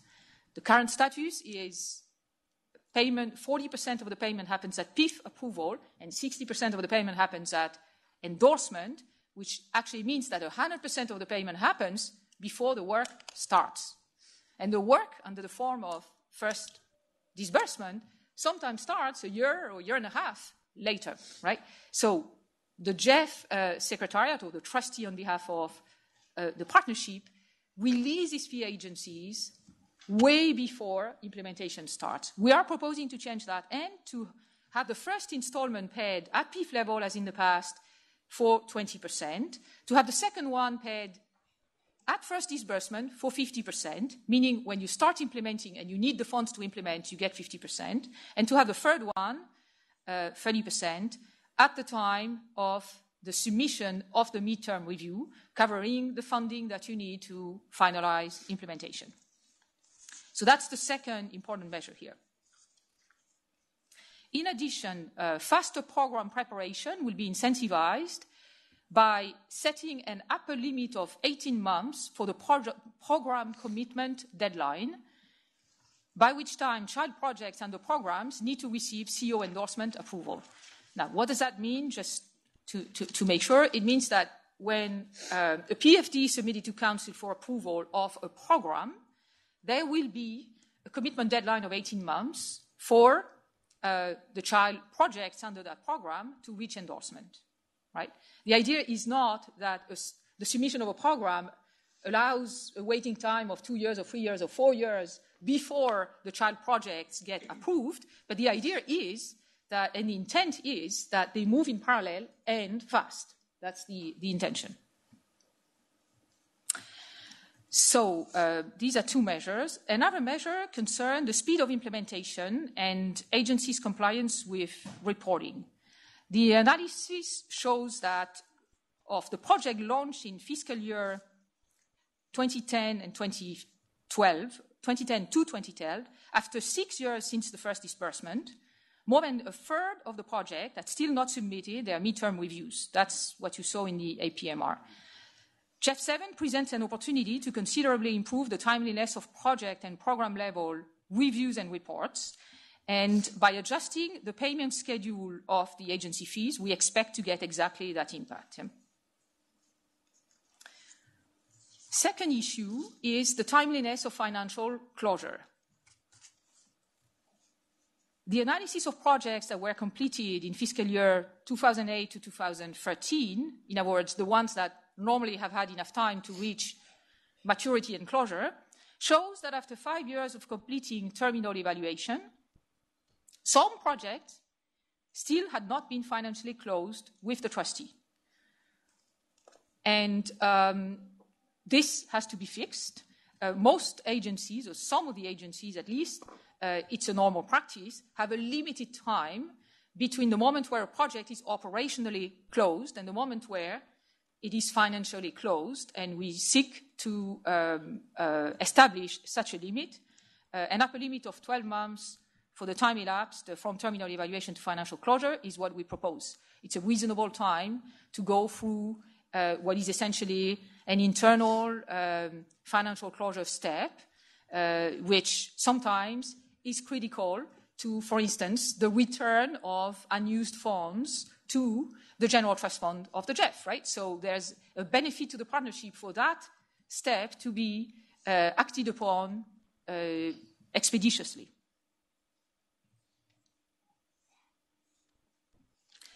Operational efficiency in the preparation of programs are the topic. We are proposing to modify, this is under an intent of simplification more than efficiency. But I mean, simplification amounts to more efficient moving of the decision steps as well. The Secretariat is proposing to modify the way agencies can request additional financial resources to include new child projects for programs that have already been approved by the Council to better reflect the added value of the new child project. In the past, this required the submission of a new PFD, which is a comprehensive step. What we're proposing to do is for agencies to submit an addendum to the original program framework for Council approval instead of the resubmission of the full PFD. So it's a simplification step. The Council, of course, wants to be informed of any change that has an impact on financial resource use, but an addendum to the PFD, since the PFD is supposed to stay valid, is a better step than a new PFD.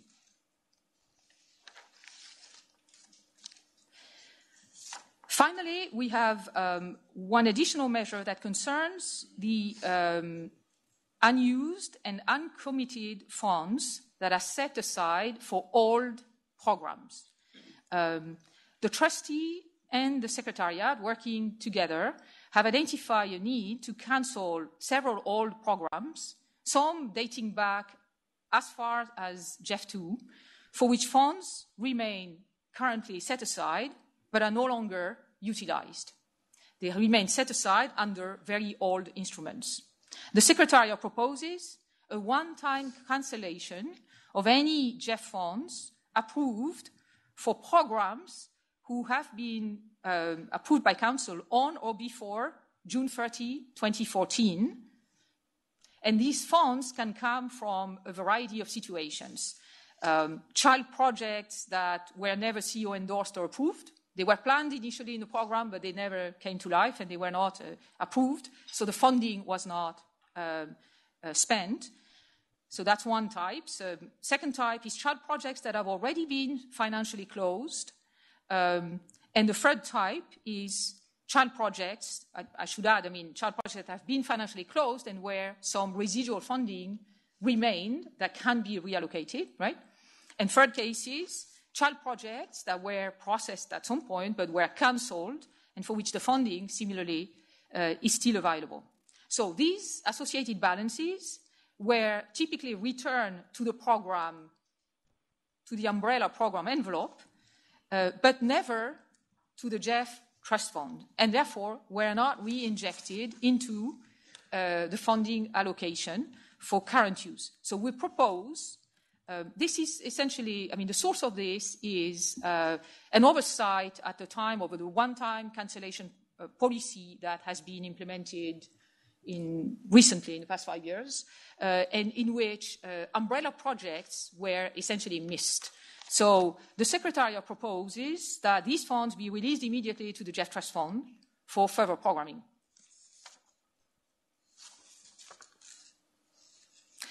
So effectiveness of these measures as proposed. We propose that these policy measures come into effect on March 1st of next year, 2019, and that they would apply to all new GEF finance activities submitted on or after the date of effectiveness, in other words, March 2019. They would therefore apply to the next work program, right? All GEF finance projects that have not been financially closed as of the date of effectiveness. So what that means is the active portfolio would be, for instance, subjected to the 12-month rule for closure from now on, right? And to all programs for the amendments to the project and program cycle policy that relate to uncommitted set-aside, unspent balances or program. Separately from that, we propose that the one-time cancellation of the uncommitted set-aside or unspent balances of programs approved on or before June 30, 2014 would be effective immediately after Council approval of the proposed measure, because it can be, and that will enable the process for trustee, which we have discussed with the trustee, which will be necessary to make sure that the final accounting under this umbrella project takes place, which will eventually let us know what the total cumulative resources under that measure is. Right? So that would be effective immediately. And finally, in line with the GEF 7 policy recommendation, the Secretariat will report on the effectiveness of this set of measures in the future and share with the Council information on the performance of each agency relative to those on a regular basis. Thank you very much. Thank you, Francoise. Here we are. We have proposed a lot of measures to tighten up our way going forward. And I'd like to open the floor for questions and comments.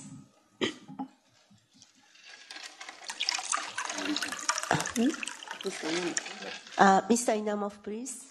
Thank you. I'll be short. Thank you for the presentation. It is a continuation of the previous report. But the main question here remains, from all the attitude, it seems that in the attempt to discipline the implementing agencies, the constituencies are being punished in general. Because trying to discipline the agencies who are not complying with the timeline, etc., the most affected will be the constituencies which are planning to receive these projects. It is in general. Thank you. Thank you, Mr. Inamov. May I call on Kojura, followed by Kara? Laura. Yeah.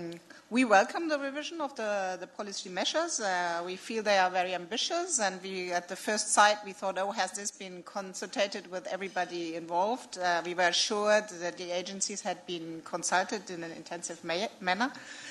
But I agree with the question of Nurichidin that we should also monitor what effect these measures might actually have on the country level, if this will affect the country level. But because in general, I would say it's in our all of our interest that the projects are being speeded up, that reporting is being speeded up. But if there is effects on the country level, I think we should watch this carefully. But in general, we feel it sounds like a comprehensive package for faster project preparation, for speeding up implementation, for timeliness of reporting and financial closure, which should be in the interest of all of us. And the more efficient use of resources through the cancellation, the stricter cancellation policy. But as I said, we would really welcome very much that if you could include in your reporting, which you actually intend, Françoise, to do on the measures that have been taken, effects on a country level side. Thank you.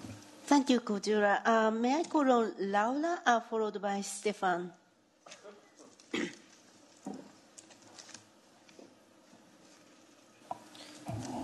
Gracias a la mesa. Thank you very much. And congratulations to the co-chair for joining on this council. For our constituency, Brazil, Ecuador, and Colombia, reference to this issue is very important, and we are grateful to the Secretariat for submitting and presenting this document. Measures to improve efficiency, transparency, and accounting. It's basic now to make some contributions to this topic, and even more so when we're beginning our GEF 7 portfolio. So it is to that extent that we are happy that the Secretariat mentioned that they are aware that this is a transition moment, and some policies and instruments must be adjusted and to the project cycle so they become more efficient. As Françoise said, we believe that this is a response to the changes in policy, and that it is necessary not only to work on our annual report for a project cycle, but also with the IAE office. And it's very important that the analysis of data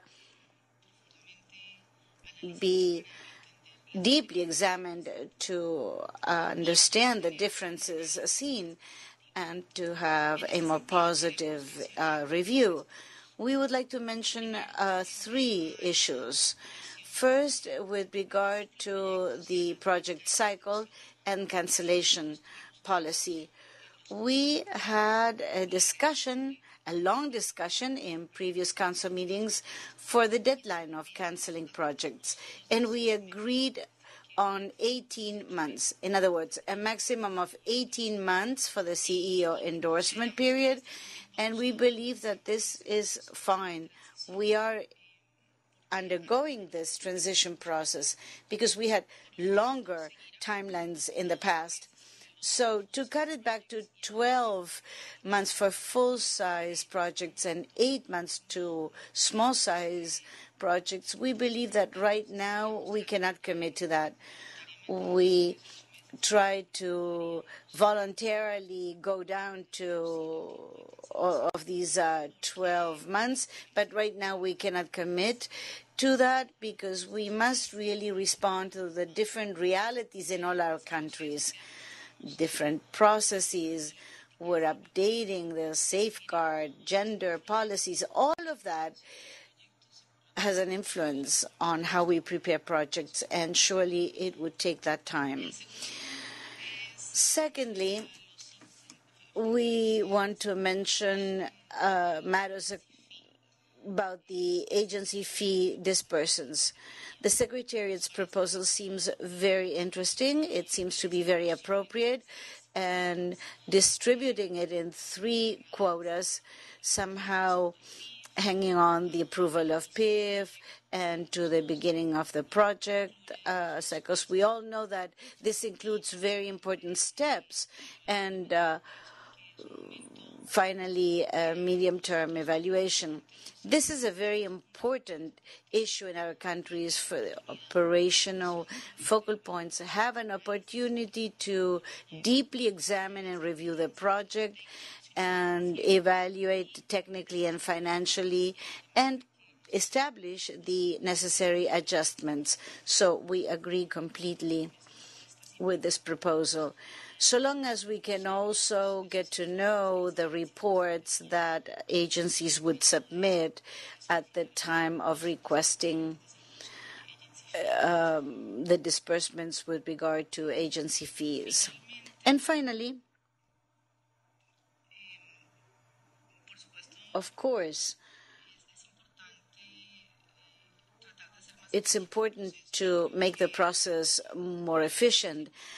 As other constituencies have mentioned, we should continue to review this deeply, not just in regard to agencies, but also the focal points and the different actors that are connected to the project and identify the measures that would lead to more efficiency. The project cycle as a whole may then get a much larger impact result. Thank you. Thank you, Lola. May I call on Stefan, followed by Jane?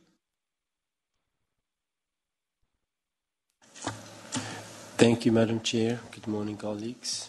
We welcome the intended direction of this document. Faster project preparation is essential in a faster-moving world. In that respect, we also support the proposed amendment to the payment schedule for agency fees. I think it's appropriate that you give that in tranches and not all up front in one chunk.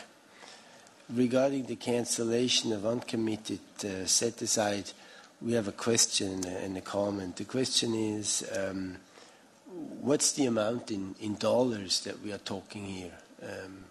I only saw numbers of child projects and other projects that will fall under this guillotine clause. So I would like to know what are we talking in money terms.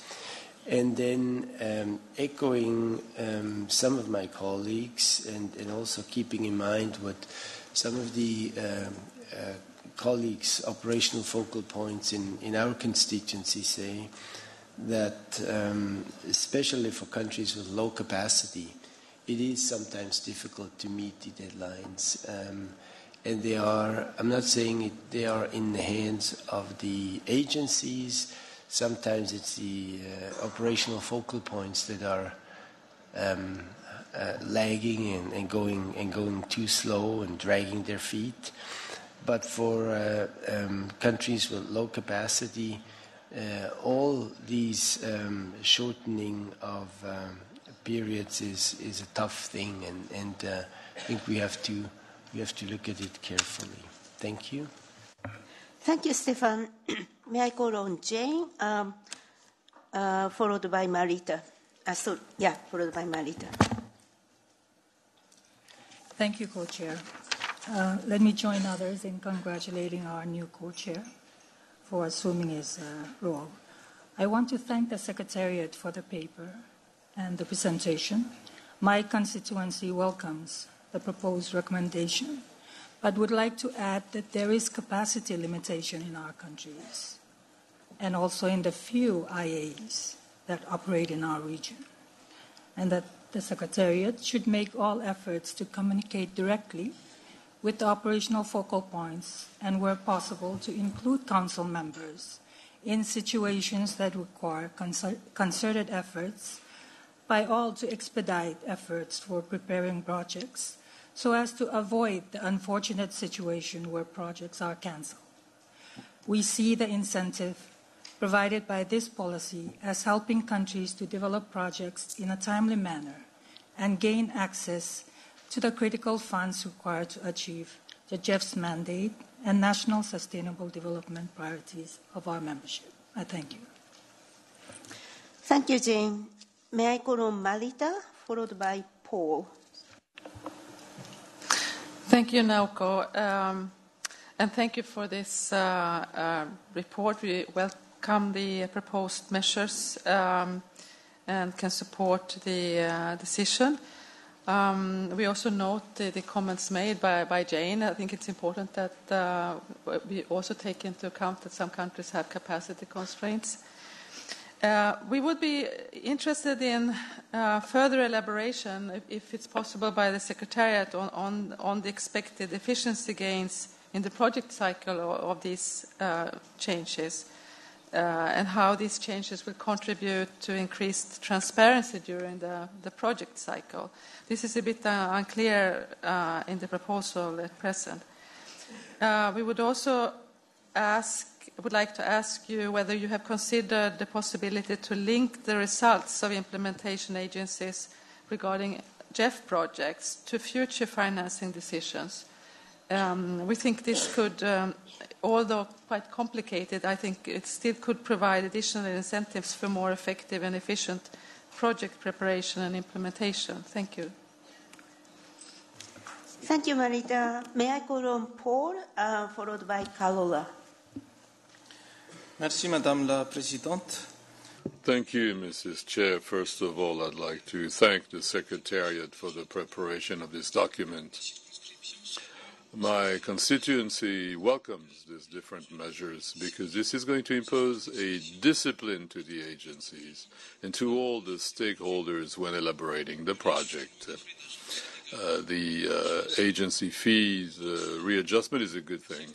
Yet some members of my constituency have expressed some concerns about the shortening of the duration of submitting documents, especially for large projects and for regional projects, because 12 months could be a problem, especially in terms of procedures for purchases. And of course, we suggest that first of all, there should be an adequate communication on this policy to the agencies, but also to the operational focal points in order to ensure responsibility. Because at the end, it would be unfair that the countries that have committed themselves for several months in elaborating the projects be affected.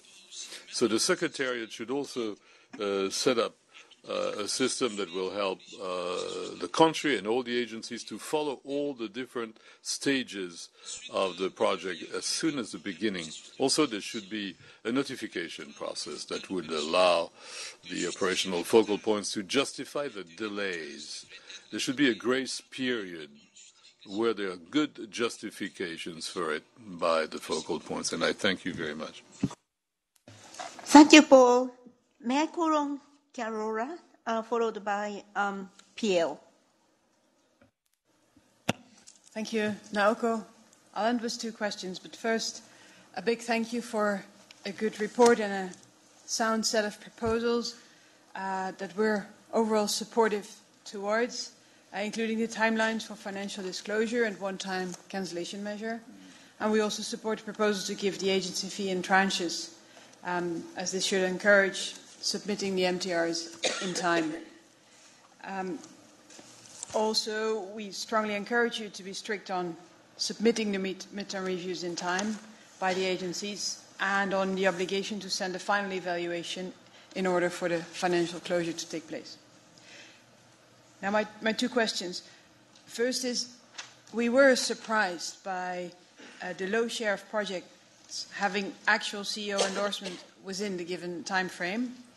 And we would be interested to hear more from you on the why, because we heard around the table also some thoughts about the why, but have you looked into it? Can you give a more structural response to that? Because by now we're still not sure if shortening the timelines for submission is the answer to the problem.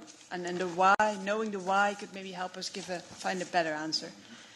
And second question, with reference to the discussions that we have within UNFCCC on reporting support to developing countries. How do you see we could improve the process for enabling activities, especially when it comes to convention reports that are obligatory and sometimes biennial, if we could be more effective there. Thank you. Thank you, Carola. May I call on Pierre, followed by Matthew? Merci, Naoko. Thank you, Naoko. First of all, I'd like to thank the Secretariat also for the very important efforts deployed in order to rationalize and improve the efficiency of the fund. And we fully agree with all of the measures that have been proposed. And I would also like to say that we really appreciate the fact that this work has been led with the different agencies, like my German colleague just underlined. It's very good that there's a consensus with the implementing agencies. Just one point on which we would like to have more precisions. It's about the point on the modifications of the disbursement of agency fees. Françoise described very well the different modifications proposed for the full-size projects. You have decided on something else for medium-sized projects that potentially it could be less interesting for the fund, financially speaking. So I'd like to know what you think about the reasons why you have a different solution for this type of projects. Thank you. Thank you. May I call on Matthew, followed by Uriel. Thank you. Since this is my first council meeting and the first time I take the mic, I just wanted to say I'm pleased to be joining all of you here and look forward to working with you over the next couple days and into the future. On this topic, we appreciate very much the development of this proposal to enhance operational efficiency and transparency of the project and program cycle, and we support all the measures that are outlined here.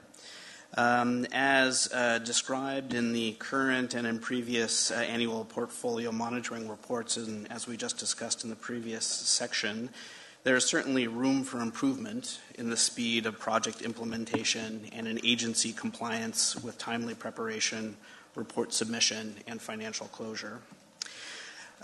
We support tying tranche payments for agency fees to implementation and reporting milestones, and we're pleased to see such linkages for project implementation reports and midterm reviews. And then we recognize that extending these fee-based linkages to terminal evaluations may be challenging, but we would appreciate hearing the Secretariat's views on other mechanisms that could be used to incentivize the submission of terminal evaluation documents in a timely manner. We would note that many of these evaluations are provided quite late, despite containing a lot of important information and information that's valuable to us, including for assessing project sustainability. So we'd very much like to hear your thoughts on how we can improve that. Thank you very much. Thank you, Matthew. May I call on Ruel? Did I do it right? Yes. Followed by Shaibu. Yes, you did, Madam Chair. Similar to Matthew, it's a pleasure to be here. It's my first time at the Council. From the Caribbean constituency, we had an opportunity to review the documents as well as the replenishments over the years. And as a quick way of introduction, the GEF 5 was about 4.3 billion, GEF 6, 4.4 billion, and GEF 7, the report we have is about 4.1. So essentially, the pie or the allocation of monies coming to GEF is not necessarily growing. But if we take 6 in consideration to 7, it is actually decreasing. As we understand it as well, the GEF is essentially a financing instrument to support and tackle the planet's most pressing environmental problems. And as such, the real beneficiaries ought to be countries on the ground who are seeking to promote and implement sustainable solutions and sustainable problems. From small island developing states, we recognize that implementation is a challenge across the board, both public and private sector. And as such, any modality or any instrument that can be incorporated to fast track and improve on implementation is something that is going to be welcome. We support the incentive regimes in terms of fee payments to the agencies and to spread it over the project life cycle, so at least they remain incentivized and they have a vested interest in ensuring that the projects are fully completed. We note with concern, however, the cancellation mechanism being proposed. And similar to my colleague Stefan, we think it's important to have a sense as to the true value of those projects which are up for cancellation, because we are concerned that at the constituency level or the focal point level or country level, that a project could be cancelled and not necessarily the fault of the country, but it can be the implementing agency's challenge, and we are being penalized in that respect. We think it's important that focal points, as we discuss a cancellation policy, that focal points in various territories are alerted if there ought to be a cancellation directly, so at least they can also engage with an agency to clarify issues where the issue may reside with the agency and the focal point is not aware. This begs me to ask a final question as to whether or not there is a direct correlation between the size of an agency portfolio within the GEF project and their ability to receive CEO's endorsement in time, as well as their compliance with providing the midterm review and the termination review, whether or not there is a correlation. I know that we also have a paper to look at the size of the portfolio of an agency and how they can address GEF funding, so I look forward to that discourse as well. But that is a very ticklish issue for us in the Caribbean constituency, that cancellation, without some more details as to the impact it's going to have on lives on the ground, especially in small island developing states. Thank you so much. May I call on Chaibo, followed by Martha from Peru.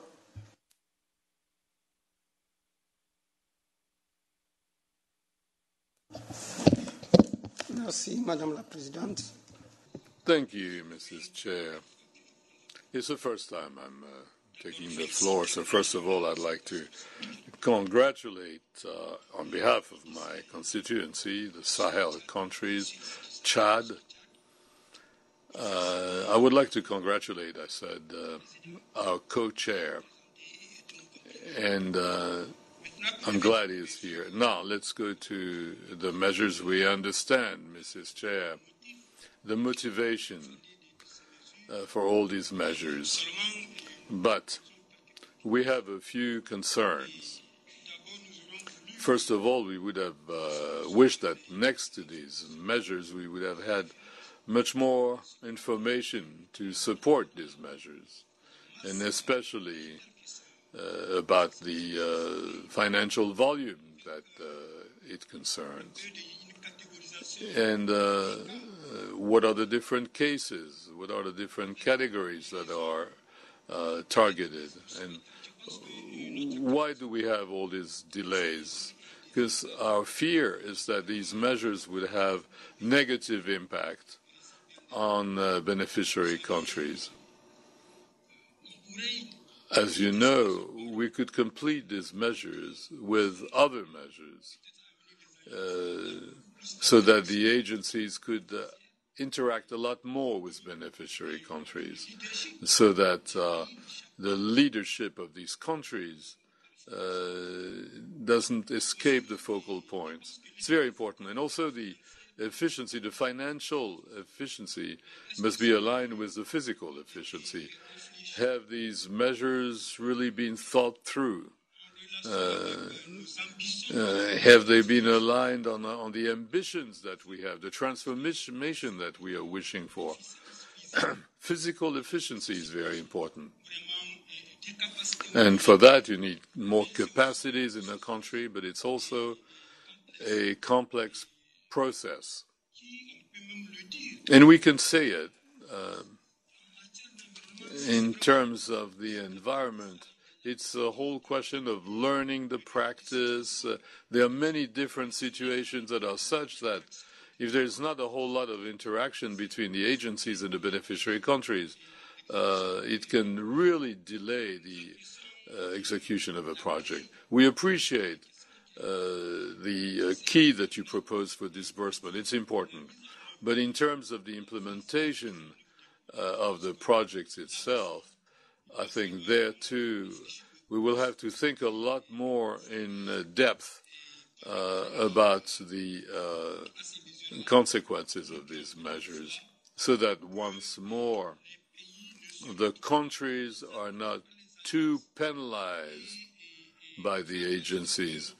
And we should see to it that the leadership of the implementation should not escape us. Thank you. Thank you so much. May I call on Martha from Peru, followed by Lauren from Norway.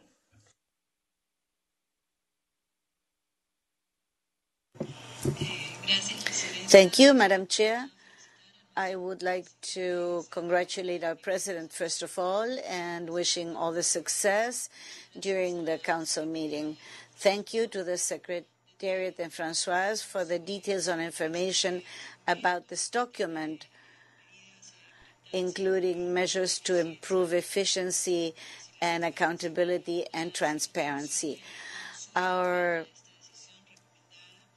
constituency joins you in this, understanding that these policies will improve the project cycle in GEF and will contribute to transparency in the operations of the organization and the agencies, and will allow a better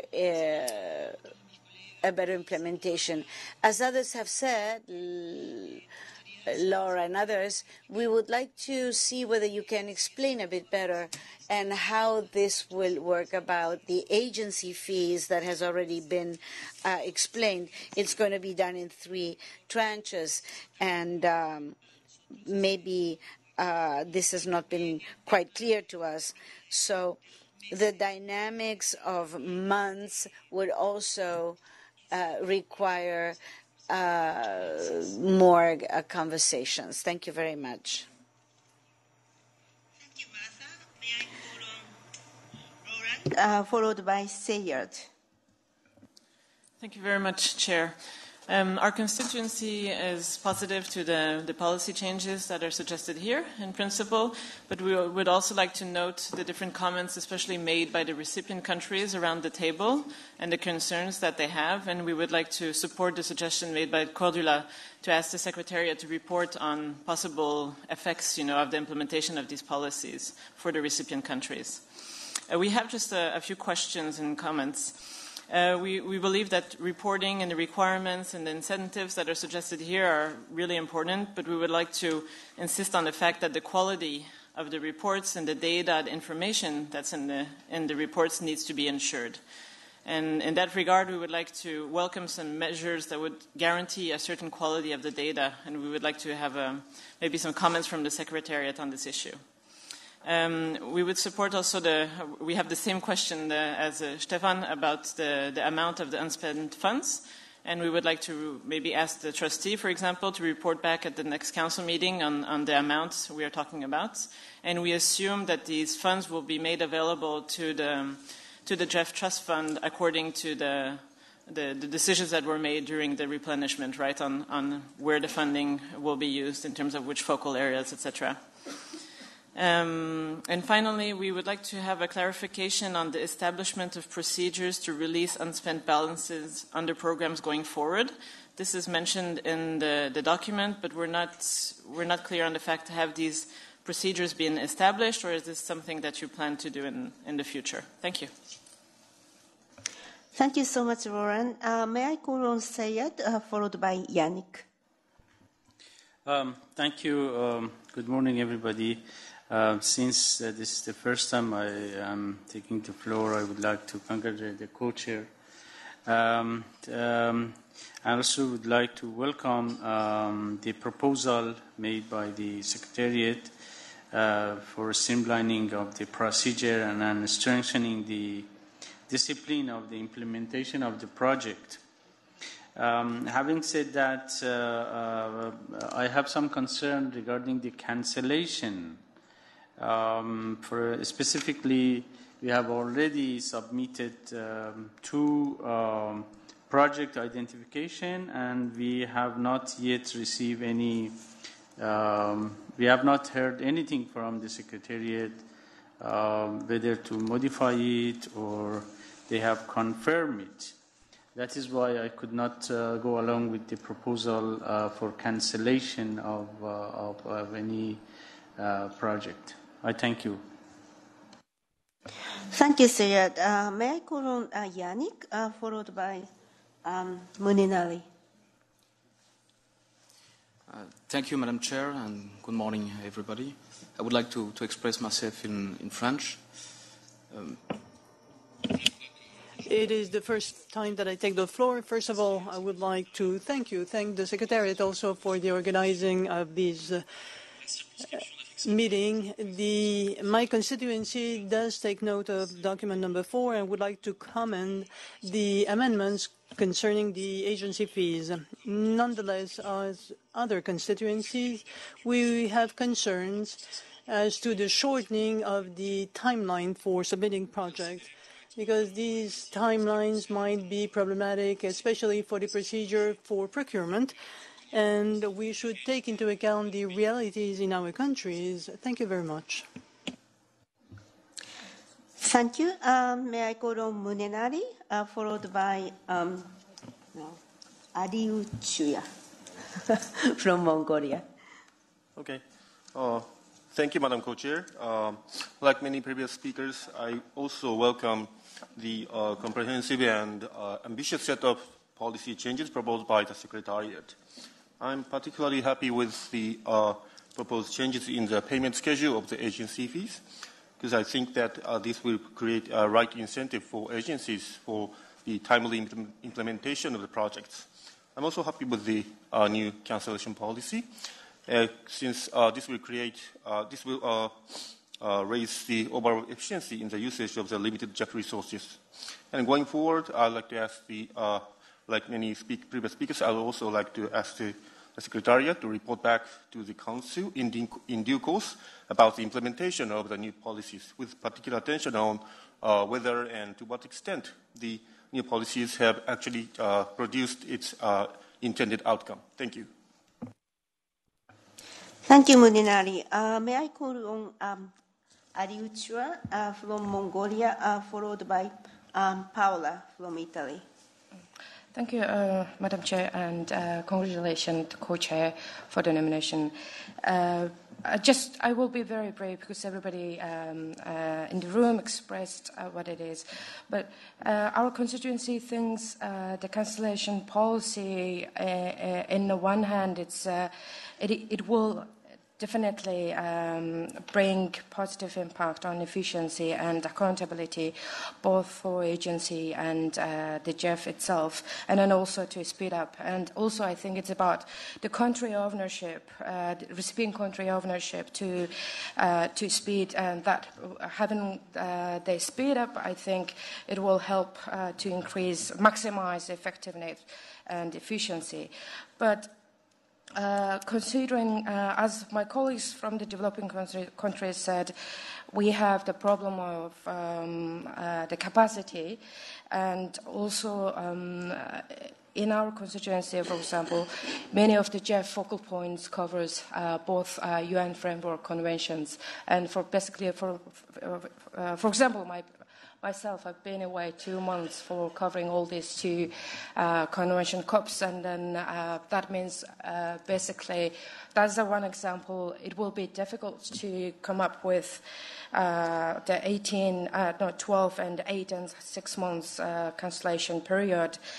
And the second point I would like to have here is our constituency fully agree with the financial allocations distribution in terms of the agency fee, and I think that will also give the countries quite confident, and then also it will help to build more strong ownership on the projects. Thank you. Thank you so much. May I call on Paola, followed by Apana.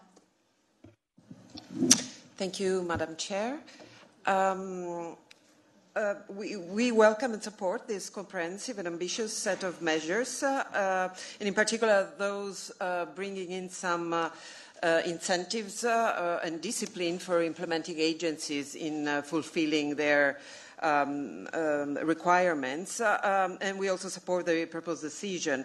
At this stage, I feel like reinforcing one point that has been made already. These measures, while again welcome and necessary, and hopefully leading to enhanced operational efficiency, accountability, and transparency, are sort of at the tip of the iceberg, and in dealing with implementation and efficiency issues, the response cannot be simply mechanistic and an engineering kind of response. So it has been said already, but it's, and I'm referring in particular, of course, to the trouble in implementation of projects. So it is necessary to make sure that we have a comprehensive understanding of the root causes of inefficiencies or delays, and some have been mentioned around the table, well, several, and they revolve around, of course, capacity. I would quote country ownership and a good dialogue between the country authorities and the agencies, the quality at entry of projects, of course, and the performance of the implementing agencies. It goes without saying. So our goal in all these would be to ensure smooth operation and implementation of projects, and have as many as possible proceed as planned, and so that there will be no need for cancellations in the future. Thank you. Thank you. May I call on Apana, followed by Ulajilaf.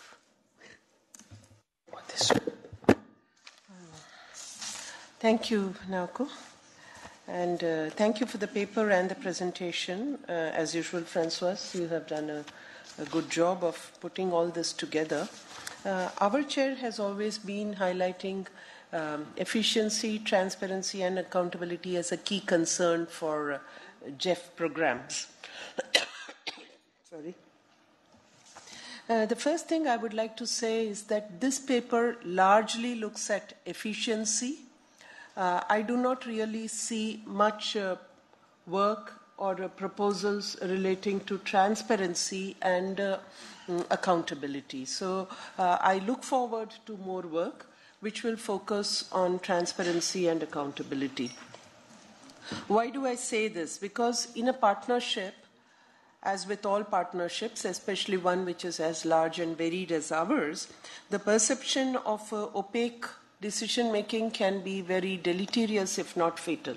So we should make extra efforts sometimes, going beyond what is required, to ensure that all partners feel that transparency is complete.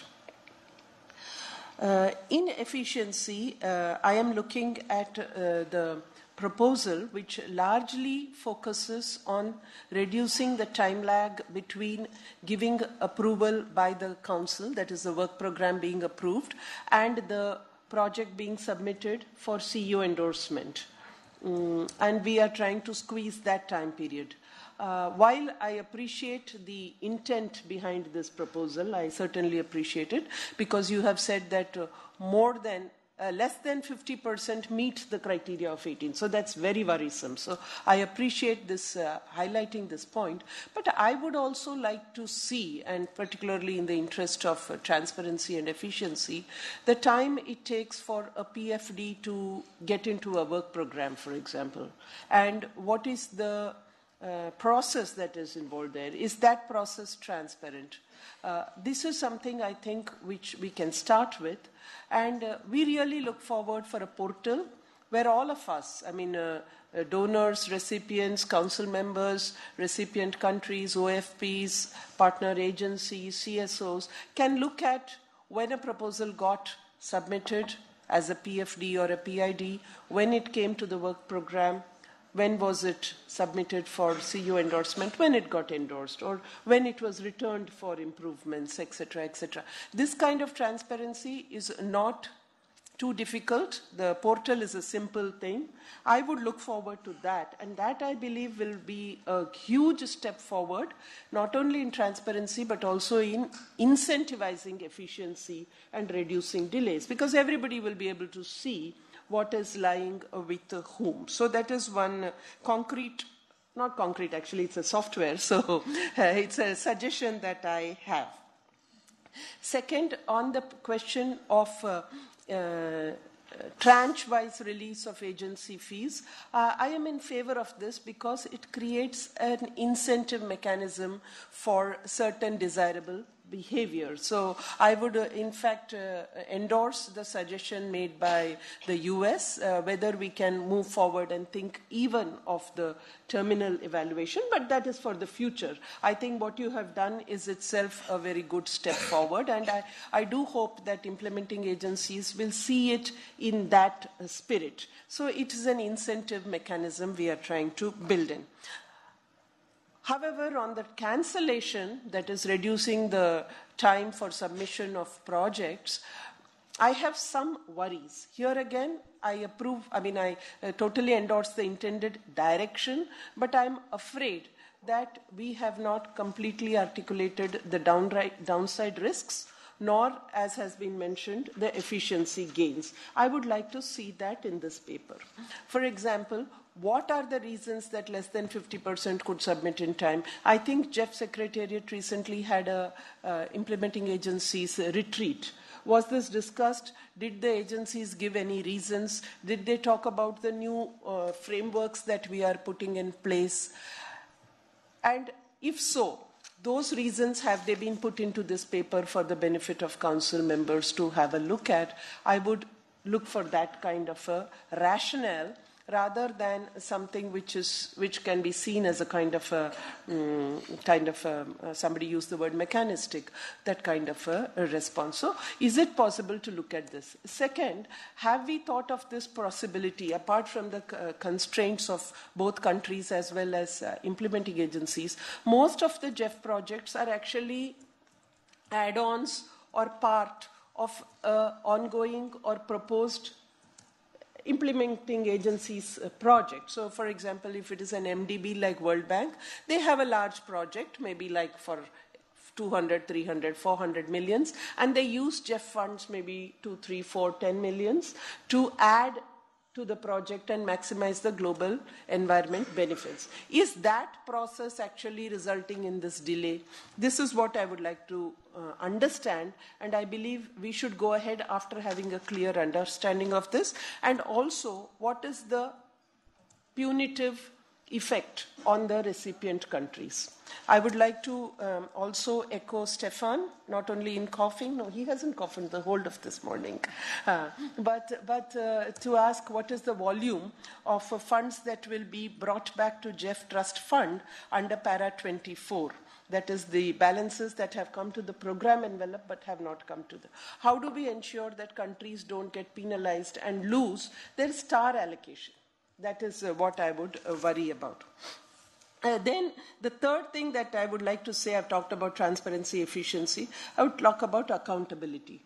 In my humble view, the implementing agencies are not only accountable to GEF for reporting, etc., etc. I think they should also improve their communication and interactions with the OFPs in the recipient countries. So how do we create incentives for that kind of accountability? What is going to be the role of OFPs in this entire package that has been put before us?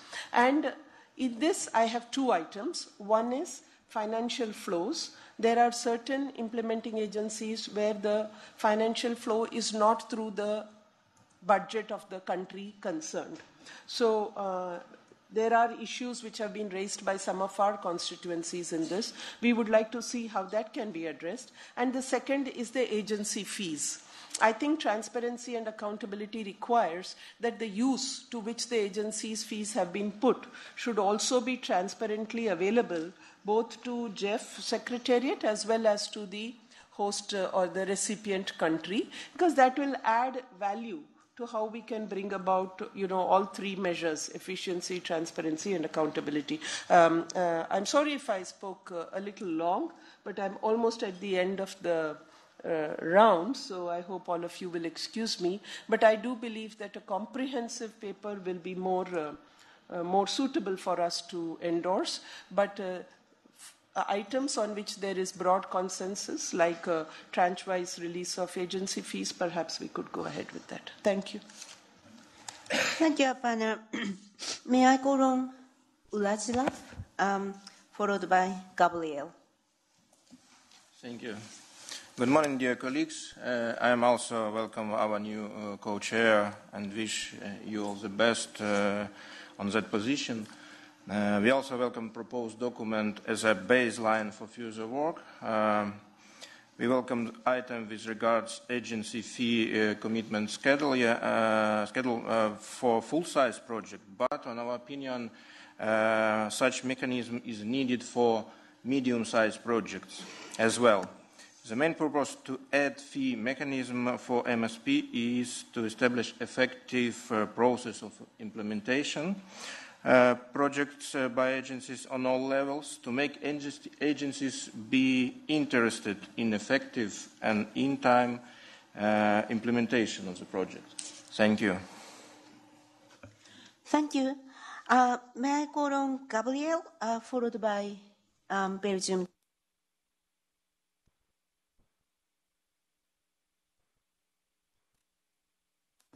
Thank you, Madam Chair.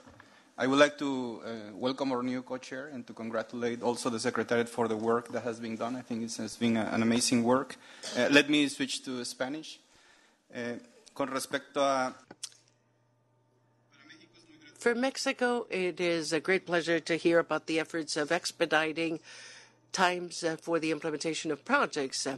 However, I would like to specify that, as you knew, we had elections recently in the country, and we are facing in Mexico a very long transition period compared to what goes on in other countries. It is quite long, and that has forcefully generated a process of internal review with our implementing agencies.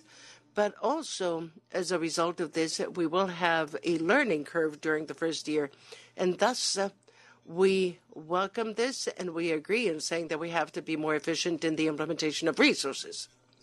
But in connection with cancellation, we are not so certain that we are ready to support this proposal. And what we would propose would be maybe to study this or understand clearly what the mechanism would be, and also to study and look into the possibility of having a transition period for the implementing agencies to be at the level of these things. Thank you. Thank you, Gabriel. May I call on Jos? Yes, thank you. I raised my flag because I was missing a part of the cycle, but then Aparna explained that. So I had the pleasure of coming from two major conferences of parties. And I hear that all our countries there around the table are continuing to insist on the GEF to streamline its procedures for access to funding. So something needs to be done. That's clear, and it's not new. And this project cycle exercise that we every now and then get involved with has been there for many years. And improvement has been made. For sure, but apparently not enough. So three components. The GEF Secretariat, which is sort of missing here.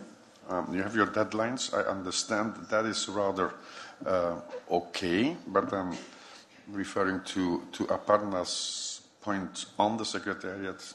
What happens, how long it takes, and what are the hurdles, or what to make for a project to make the work program and so on. So we need some clarification there. The rest of it is basically, in my view at least, an interaction between agencies and countries. Something is still not right there. Agencies have been very well involved in this exercise, but apparently, from what I hear around the table, countries to much less degree. So I think that the agencies, through the agencies, we as a council need to get more information from what's happening on the country, because the agency can be lagging, but the country can be lagging, and if the two are lagging, then we have a serious problem. So it's not very easy. However, I would like to support the proposed decision, reducing the times for cancellation. I think we need to do something as quickly as possible. Let's review it after a reasonable time to see and precisely evaluate what the effects are, if we're not doing more wrong than good with this. But I think we need to do something. With regard to cancellation and the relationship with the countries in this and agency-country interaction, I would suggest look at the multilateral fund of the Montreal Protocol. They've been applying cancellation policies very successfully for many, I would say, decades, at least 20, well, I don't know, but close to 20 years, and with a good interaction with the countries. So the countries know at each moment in time exactly where they stand and when the doom of cancellation is getting close. So I think that's something to look into. With the fee system, modifying the staggering of the fees for agencies, I think is a good incentive. And with regard to the one-time cancellation, exactly the questions have been asked. How much are we talking about? Where does it come from? Is it from set-asides or globals or whatever, or STAR? And where could it go to? I have some suggestions where it could go to. I'm sure you know what I'm talking about. Thank you. Thank you, Jos. I think we hear from everyone. I have one proposal for the table. It's now approaching 12 noon, and it seems to me that we can't really do the next agenda item, which is safeguard policy. So I think we should slip this and the safeguarding policy to the afternoon, and we try to have a Q&A for this important item before lunch. But before we enter into the Q&A, and also that maybe to propose some alternative, can I just give us 2 minutes for internal discussion? So if you could just bear with me 2 minutes. Don't go to the restroom, Jos, anyway. We just need to continue so that 12:30 we have to go for the restroom, to the restaurant, right? So just to give us literally 2-3 minutes, and before we open the floor.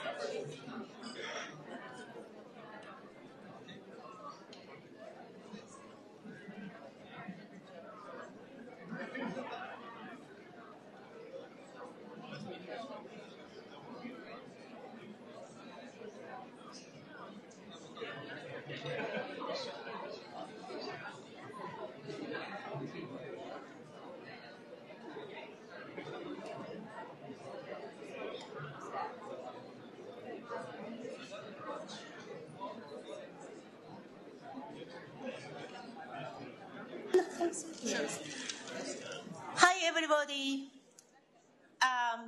Sorry, it may be more than 2 minutes, but then we are ready to reconvene before lunch. Maybe could you please take your seat?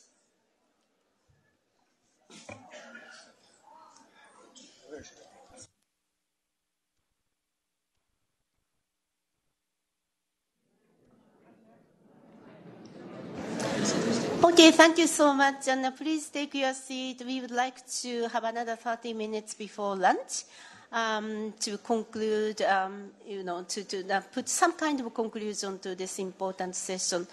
First, what I want to do is the following. First, I would like to invite Françoise to respond to many important questions or clarifications, so she can provide. And then one very, very important issue is about cancellation policy. Here, we would like to actually suggest or propose a kind of alternative, just listening to what was discussed. And we would like to also hear from you that if it's kind of things that you can also consider, if that is the case, we will come back to you maybe tomorrow for the alternative policy. So let us just start with the response from Françoise and followed by a kind of alternative suggestion on the cancellation policy. Françoise? Thank you, Naoko. So let me first acknowledge the broad-based support for most of the policies suggested that we have registered, and also the concern that we heard coming from countries on account of the cancellation policy. Now, let me start with this one, and perhaps first make sure that the intent is clear here. The intent is nothing else than bringing to life what is an 8-year-old standard that the Council had decided on the time span between PIF and endorsement, which had been defined as 18 months as a target, right? Following which a first cancellation policy was adopted, which was presumably intending to reach that standard. And so let me now backtrack to the question, have we reached that standard? The answer is no, we have not, right? We have still, and in fact increasingly, a large proportion of projects that by 18 months after PIF approval have not reached endorsement. In fact, of the projects that have been endorsed in 2017, only 36% have reached endorsement after 18 months. All the others have taken more than 18 months. So there was an intent, there was a standard of, there was a timeline defined as a target, there was a policy defined to service it, and it did not work. Now, why didn't it work? Because typically the submission, because the cancellation policy was pegged not to the actual endorsement, but to the submission of the package for endorsement. And therefore, projects can be in compliance with our requirement and take another year to get prepared. There is no teeth in the regulation here that makes it time limited. In fact, the way we are right now, a project can take a year and a half to get to PIF approval. And remember, we're committing the funds at PIF. Preparation doesn't start at PIF. Preparation happens before. In fact, the Council approves at PIF based on extensive preparation already, right? So projects come to PIF approval having undergone months or years of preparation, and they then work towards endorsement, which is additional time, right? When they are submitted on time within the 18 months, they cannot any longer be cancelled. And at that point, whatever time they take to finalize their preparation till endorsement is not limited, right? That doesn't even end the preparation cycle, quite frankly, because that preparation cycle goes all the way to when you start implementing, in other words, to the first disbursement. It is therefore possible, under the current policy, that a project would take 5 years to prepare, 5 years to get from the project idea to the first disbursement. That's the real time of preparation, without any sort of GEF policy constraining that time length. And that's what we are trying to fix. And I think we need to fix it. There's no option to leave it, because what happens to a project that takes 2, 3, 4, 5 years of preparation, by the time the project is alive, the community consensus is not there, the government champion who's been promoting is not there, the concept is obsolete, etc. Right? So that is the problem we're trying to fix, and it's an important problem. So we need to find a solution that works for everyone. The intent, of course, has never been and is not to penalize countries in any fashion. In fact, our attempt here is responsive to what we've heard from countries, which we have tried to collect in a couple of information documents that you also have circulated this time, particularly the one called Practical Steps to Improve Coordination and Workflow in the GEF Partnership, that at least the results of a survey that we've done to hear the voice of countries on this. And the countries have been complaining not about the preparation process being too short. They have been complaining about the preparation process being too long and then not having a control variable by which they can accelerate it, right? So having clarified the intent, which is to actually find a policy that services the original intent of Council, which was to make sure that no project that goes ahead to be alive takes more than 18 months to get to the point of endorsement. We are trying to find an adequate solution here, right? So that's the first misunderstanding, perhaps, that I wanted to dispel, which is that there's no intent here to constrain the space of countries. There is, on the other hand, an intent to make sure that the preparation process in total is streamlined. So what was the review of experience on the adoption of the first cancellation policy? First, no project got ever cancelled. Why? I mean, it sort of defeats the purpose, but why no project was ever cancelled? Because a package came before 18 months for review at the GEF, even if it was not review ready, right? I mean, if the deadline is binding and if the cancellation policy is a threat, then the package comes anyway. And no policy should encourage lower quality in submission because that creates transaction cost and loss of ultimate quality all around. So this part has not worked appropriately. And the delays, as I mentioned, have remained very extensive. So we're proposing those scheduled because we think it is feasible in light of the fact that preparation has started well before PIF approval.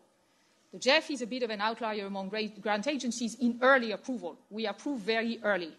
But still, lots of preparation has happened before you get a PIF on presented, right? So we intend here to make sure that the overall time of preparation is contained, for one thing, and that the actual timeline defined by Council 8 years back is indeed effective. So the 18 months that lead to cancellation has to be a hard deadline for endorsement, not for presentation of endorsement. And that's one collective standard that we need to have within the partnership. Now, if countries have concerns over their capacity in some cases, I imagine it doesn't concern all the cases, but in some cases, their capacity to work effectively with agencies to make the 12 months deadline, an alternative would be that the country can call a waiver where and when it is its interest to have an extra couple of months before that first deadline towards cancellation. And that should be in the hands of countries since the concern is with the countries. That's one possibility that we could consider as a way of evolving this proposal. So let me leave it to that first because obviously we need to discuss it and then react to. But that could be the way we think through the proposal on cancellation policy in order to deliver the result that was intended by Council and not move that deadline, but do it in a way where there's a little more flexibility for countries to accommodate or to exercise judgment about the nature of the situation that they're facing under that particular project. Now, let me also address a range of other questions that were raised in our conversation. There was no substantive concern over the agency fees, so I will pass on this one. There was one question on the one-time cancellation of outstanding set-aside under umbrella projects. Now, why is this situation, why are we encountering that situation? As I mentioned, this was an oversight of the one-time cancellation that happened some years back, which concerned projects that were not umbrella projects, right? Umbrella projects, at the time when they were processed, and I think it's 45 of them in total, did not have, at the time, the obligation to have a commitment deadline. In other words, they were staying alive without any deadline and regardless of circumstances. That goes back to GEF 2, GEF 3, GEF 4, and GEF 5. And as a result, there has been no consolidation of information on the status of these projects between two very different sets of information that are on one hand with trustee and on another hand with us, Secretariat, right? So let me explain that. When a project gets closed, well, more exactly, sorry, I was talking about a different issue right now. So let me go back to the point. On umbrella project, what has happened is that whenever cancellation of child project happened, or and the project never happened, or the project did happen but had excessive funds that were not used, or a component was cancelled, these funds sat with the umbrella project. And at the current moment, there is no way of formally knowing, before further interaction between the trustee and the agencies, exactly what the amount is that was spent or not spent, unless all the child projects have been formally closed. And even in that case, we didn't have a procedure to actually look at what is left over, right? Now, where are these funds? They are sitting with the trustee, and they are notionally attached to the instrument itself, so they are not exposed to any danger, but they, of course, need to be mobilized into more active use. And that's what we're proposing to do with this one-time decision. And so, next question, what is the amount of funding involved under these 45 umbrella projects, which cover from the beginning of GEF to GEF 5? We have estimated, working with trustee and crossing the information that they hold with the information that we hold, that it is probably something around the current estimate is around the range of $117 million. So clearly an amount that is worth recovering fast. Now, this is an estimate, and we will only know what the exact amount is once the exercise is concluded. So what we are proposing to do is to have the decision made to instruct the trustee to recover these funds, and then the trustee will initiate a process of finding out exactly what these amounts are, and then the council, of course, will have to pass a view on the use of these funds as soon as we're able to confirm the actual amounts. And then we got advised already on some of the possible use, but obviously that has to be a council discussion. So that concerns the umbrella projects. Now, is there a risk that such a situation will reproduce itself? No, because we are already operating in an environment with programs under the project and program cycle policy, where programs have to have a commitment deadline. So we don't have open instruments being processed and authorized by the Council any longer. This is a historical issue, not a current issue. But we are still proposing, because we had flexibility up until now on this, the extent of time before that commitment deadline, we are still proposing to norm that time, because we have programs that have been approved which have much too long a deadline, and that is not desirable either if we're all collectively, as part of this partnership, seeking expediency. So the proposal that we have in there to address this is to make sure that every program that gets processed, that would include the IPs, for instance, right, has a commitment deadline of 18 months, during which all child projects have to reach endorsement, right? So that is the proposal we have, to make sure that in the future this is tightly managed, right? The problem we're fixing is very much a historical problem that we were not aware of, and that we are coming to resolve in the most expeditious way, which is essentially by recuperating these funds. Let me add that all these instruments are preceding 2014, as I mentioned, which actually means that they are already quite old and would not pass the test of any commitment deadline of any current programs or future programs, right?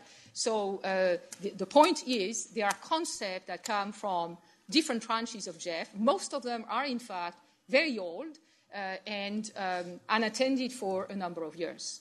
So this is a corrective measure which fixes a gap that was missed at the time of the previous cancellation policy, and which has the benefit for the partnership as a whole, that these funds can immediately, as soon as the amount will be known, be transferred back into the general trust fund of the GEF for reuse.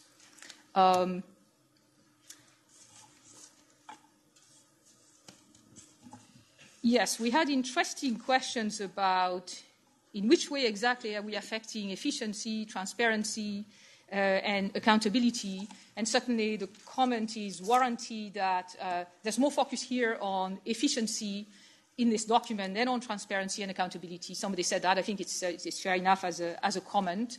The intent really is to go from efficiency to use transparency and accountability for efficiency. And that's the underlying paradigm here, right? Because when questions are asked on the mode of, for instance, what can we do to make sure that we also have incentive for terminal evaluation to be submitted on time by agencies, right?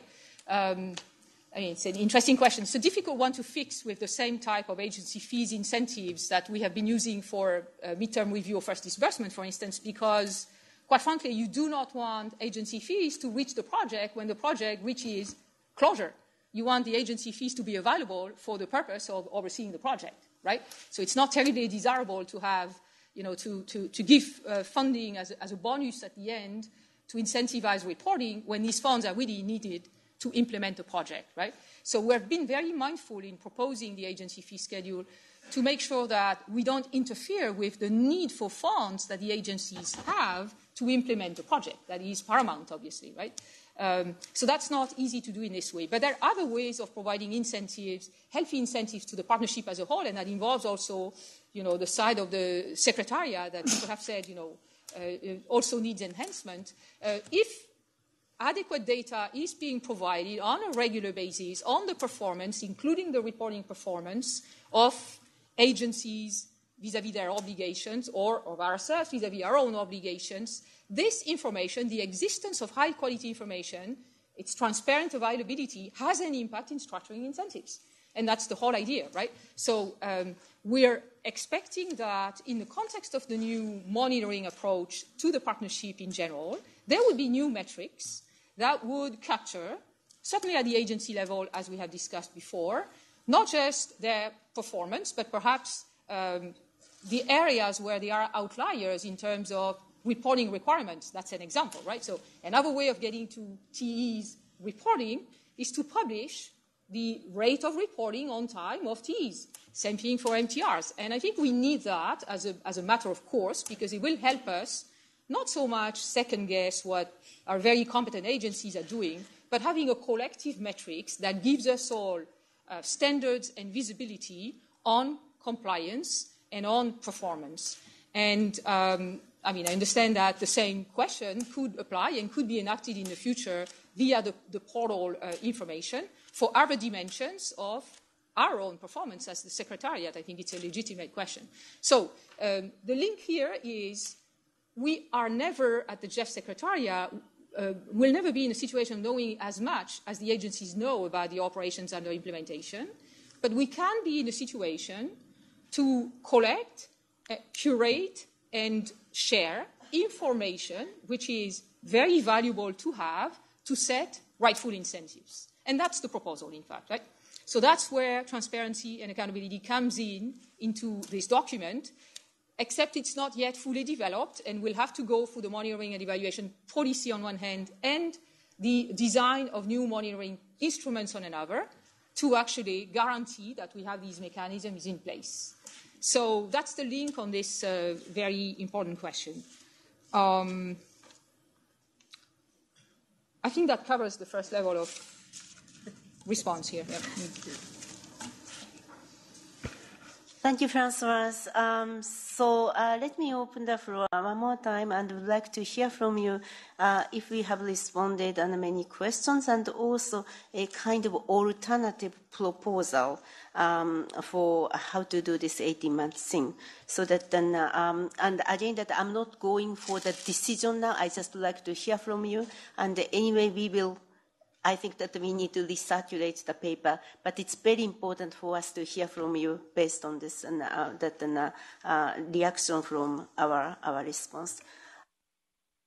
Mr. Inamov, please. Thank you, Naoko. Thank you, Francois, for explanation. Clarification, Jos? Yes, I'm not commenting at this stage, but could you just summarize again, succinctly, the proposals and what changes they imply for the decision? Thank you. Yeah.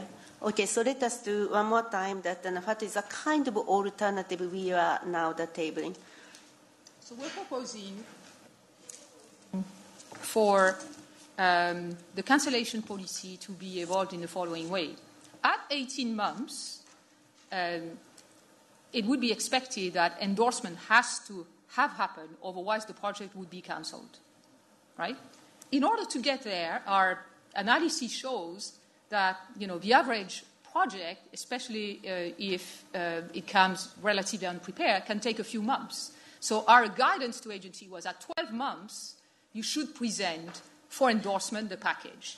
Now, we would allow countries, OFPs in countries, to exercise a waiver on that requirement, which otherwise would mean that short of a submission of the package at 12 months, there would be cancellation as well, right? The OFP from the country could exercise a judgment on this and ask for 2 months more or 3 months more, and that would be left to countries, because our sense here is that the countries are the main beneficiary of fast preparation, right? Countries want fast preparation. They don't want, of course, their projects to be cancelled, so they want accommodation at that level, but they want fast preparation and fast execution. They have been in demand of that, so we would leave that appreciation with the countries.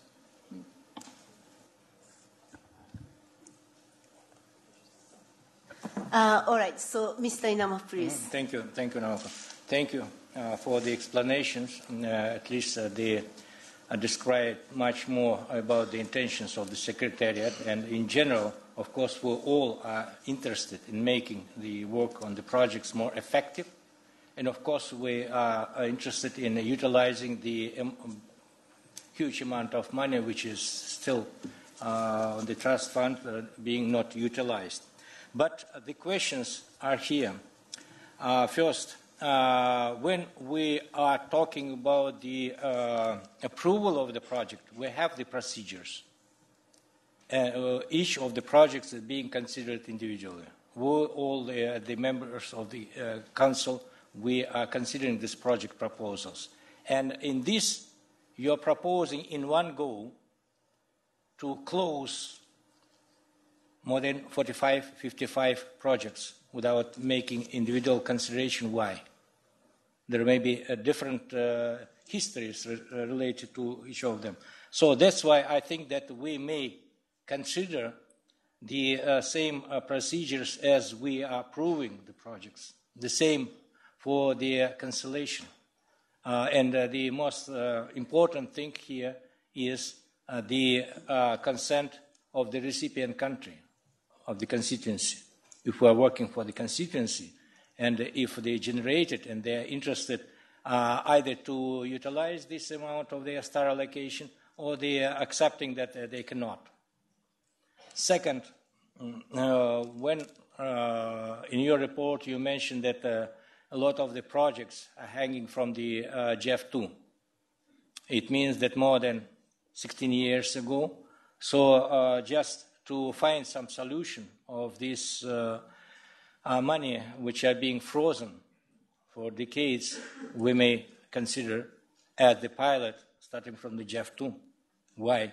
To consider why this or another project has been not implemented and the money are being not utilized.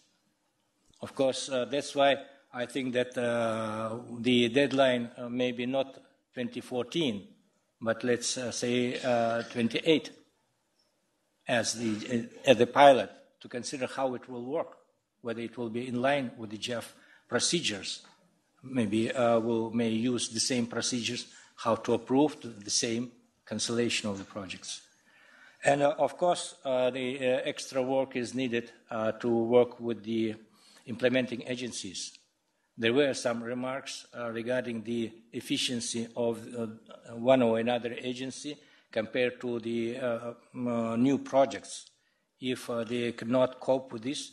So it is the matter of the recipient country constituency, whether they are ready to continue work with this implementing agency, or they will try to apply for another implementing agency, if they are still interested in these project proposals which are being approved 12, 16 years ago. So it may be one of the alternatives, not to make all in one, but to be more individual, more precise, and to more constituency-oriented in our approaches. Thank you. Thank you. May I call on Apana, followed by Marita? Thank you, Narko. I appreciate the very quick effort to make a modified proposal. That is really very admirable, and the openness to consider various points of view. I am worried that we are not addressing the problem, but addressing the symptom. So I would still say that, just look at this way. The country has an allocation. It agrees with some agencies. They put up projects. They go through all the processes. They are not able to submit in 18 months. Or even, let's say that 15 months instead of 12 months. So you have 3 months to examine and approve and endorse. They are not able to submit it in 18 months. What next? Because the allocation is there, the country has to utilize it. Country will then start another round of discussion with this agency or some other agency for some other project. We are actually losing time. If the same project, which could not be done in 18 months, could be done in, say, 20 months, at least we will have a project on which work has been done. I fear that having a kind of a hard cutoff, which, by the way, I must say that I am in favor of speedy processing, I am in favor of efficiency, and one has to have hard cutoffs. Yes, it is necessary, but are we actually addressing the problem? I'm a little worried. In any case, 12 months and providing 6 months for the Secretariat to examine and endorse is a bit on the higher side, in my opinion. Secretariat can take 2 to 3 months, in my opinion, because they have to, if they improve their processes, they have checklists.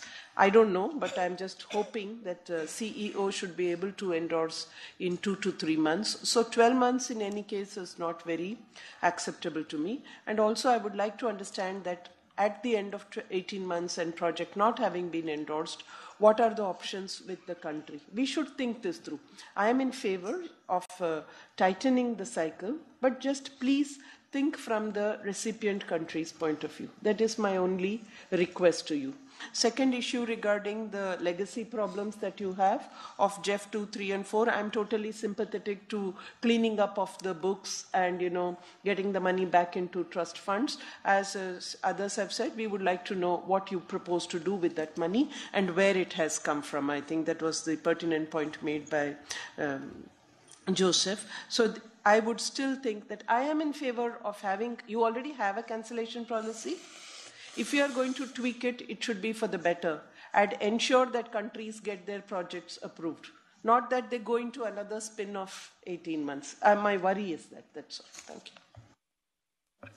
you. Marita? Thank you, Chair.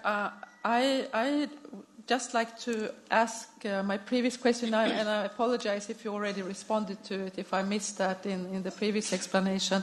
But I would like to know if you have estimated the possible efficiency gains of all of these measures on how much faster will we be able to process various programs in the project cycle, how much faster can we speed up disbursement? If you have made sort of an overall estimate on this. And then but I also take note of all of the issues that Aparna brought up, because I think they are very, very important to consider. But also I didn't understand fully your explanation on how this will contribute to transparency. But maybe we can talk about that bilaterally. Thank you. Thank you. Laura.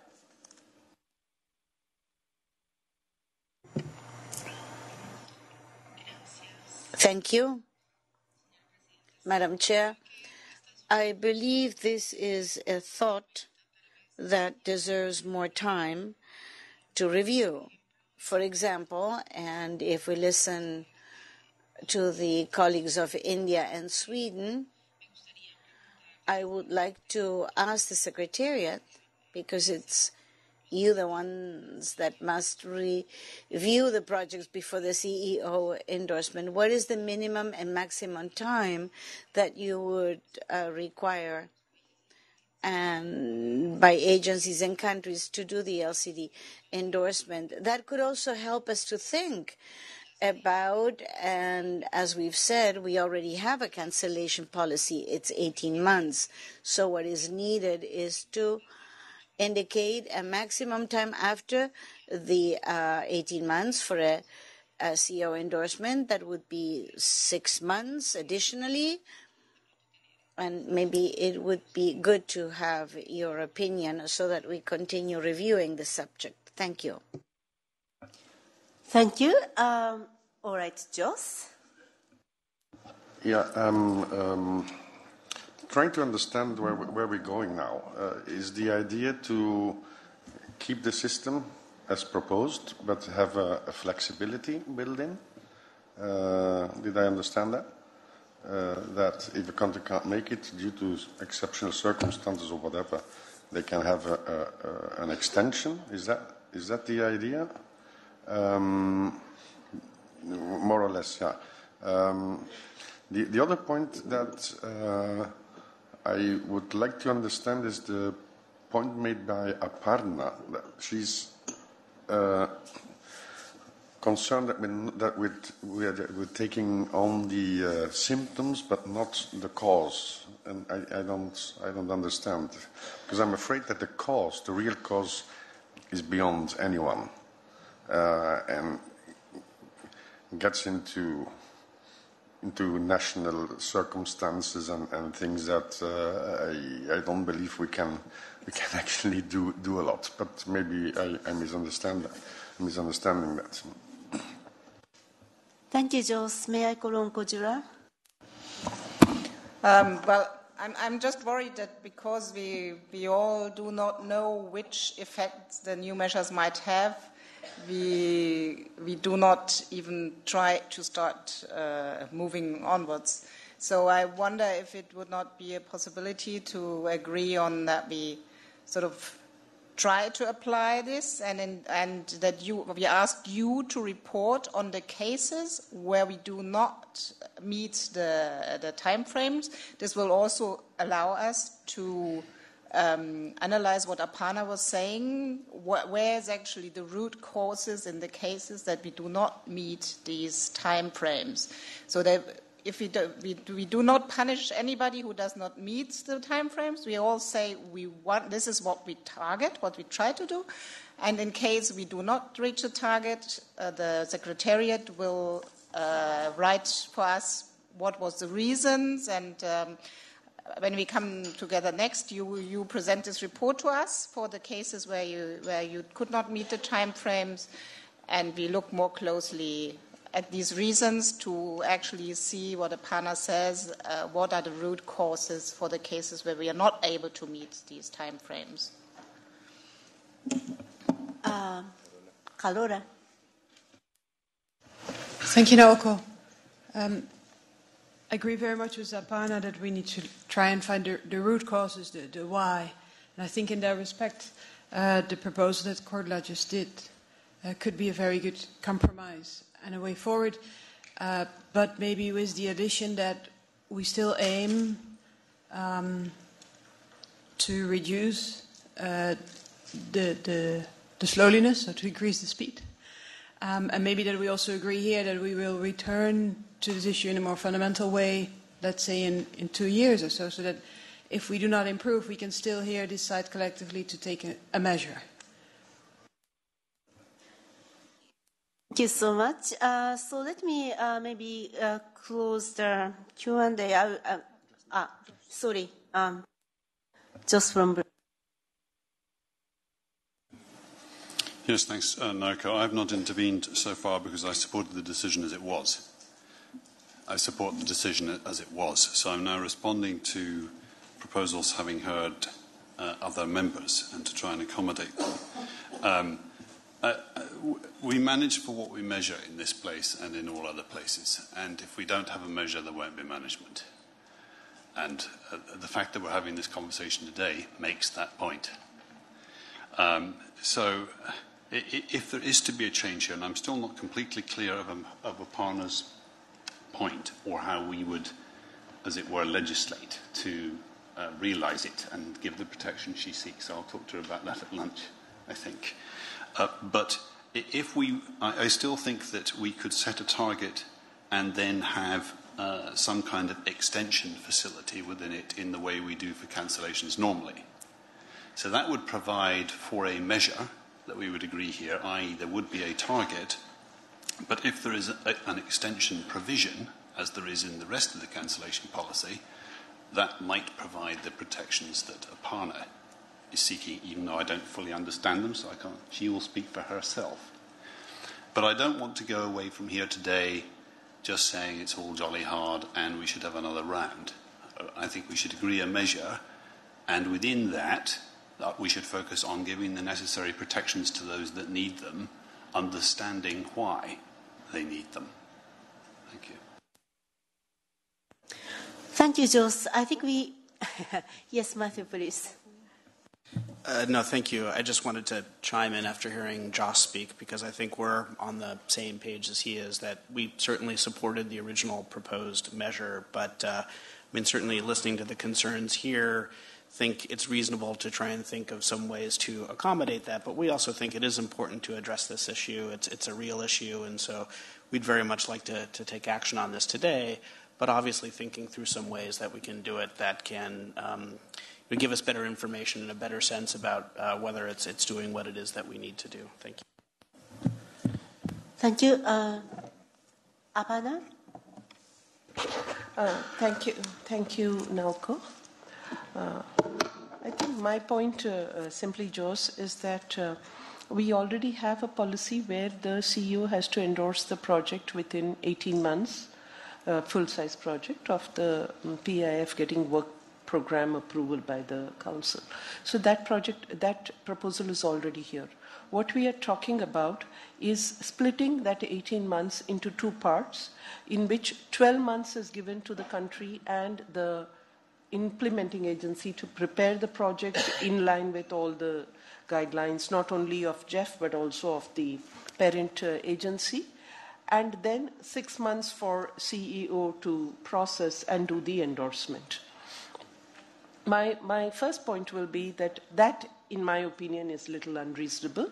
So we should think of moving this forward. That is one. Second is, I would like to look at this holistically. I would like to look at what happens to PIF that come to Secretariat and then come to the work program for approval, right? So I am looking at the entire cycle. Is there a way in which we can also have some kind of transparency again, not just efficiency in that process? And for that, I will again say there are two things that we are grappling with here. One is tracking process flow, right? So the process flow, there's no tracking. For GEF Secretariat, there needs to be a portal that implementing agencies can track where their projects are and how they should hasten up or they have time, etc. So a portal is the minimum that I would need for this. And the second one is the management of the content, so the reporting system. We have discussed about the reporting management system or results management system for quite some time now, because there is no accountability. Once CEO endorses a project, again, how long the project takes, when it starts disbursing, when is the midterm review, etc., etc. There is no way that Françoise gets to know it. She has to struggle to collect this information. This too should be portal-based in a modern organization, right? It's not expensive. It's not rocket science or nuclear physics. It is quite simple. These things, I believe, will add to both efficiency as well as transparency. We are not talking about that. We are simply taking one bit of the whole problem and saying, okay, instead of 18 months, submit in 12 months. That's all we are saying. I'm not happy with that. That is all. My point is not that we should not impose discipline, but we should have that discipline in all aspects. And of course, this is a beginning. Instead of 12 months and 6 months, do you want to do 15 and 3 to start with? Are we being too harsh with the countries and the implementing agencies? Do you want to have a transparent portal where I can see where my PFID is, PIF is there? Should I start improving or hastening my process of preparing the final project document? That will help the countries and the implementing agency. That is all I'm asking. So, as I said, I don't oppose efficiency measures, but I would like them to be effective as well.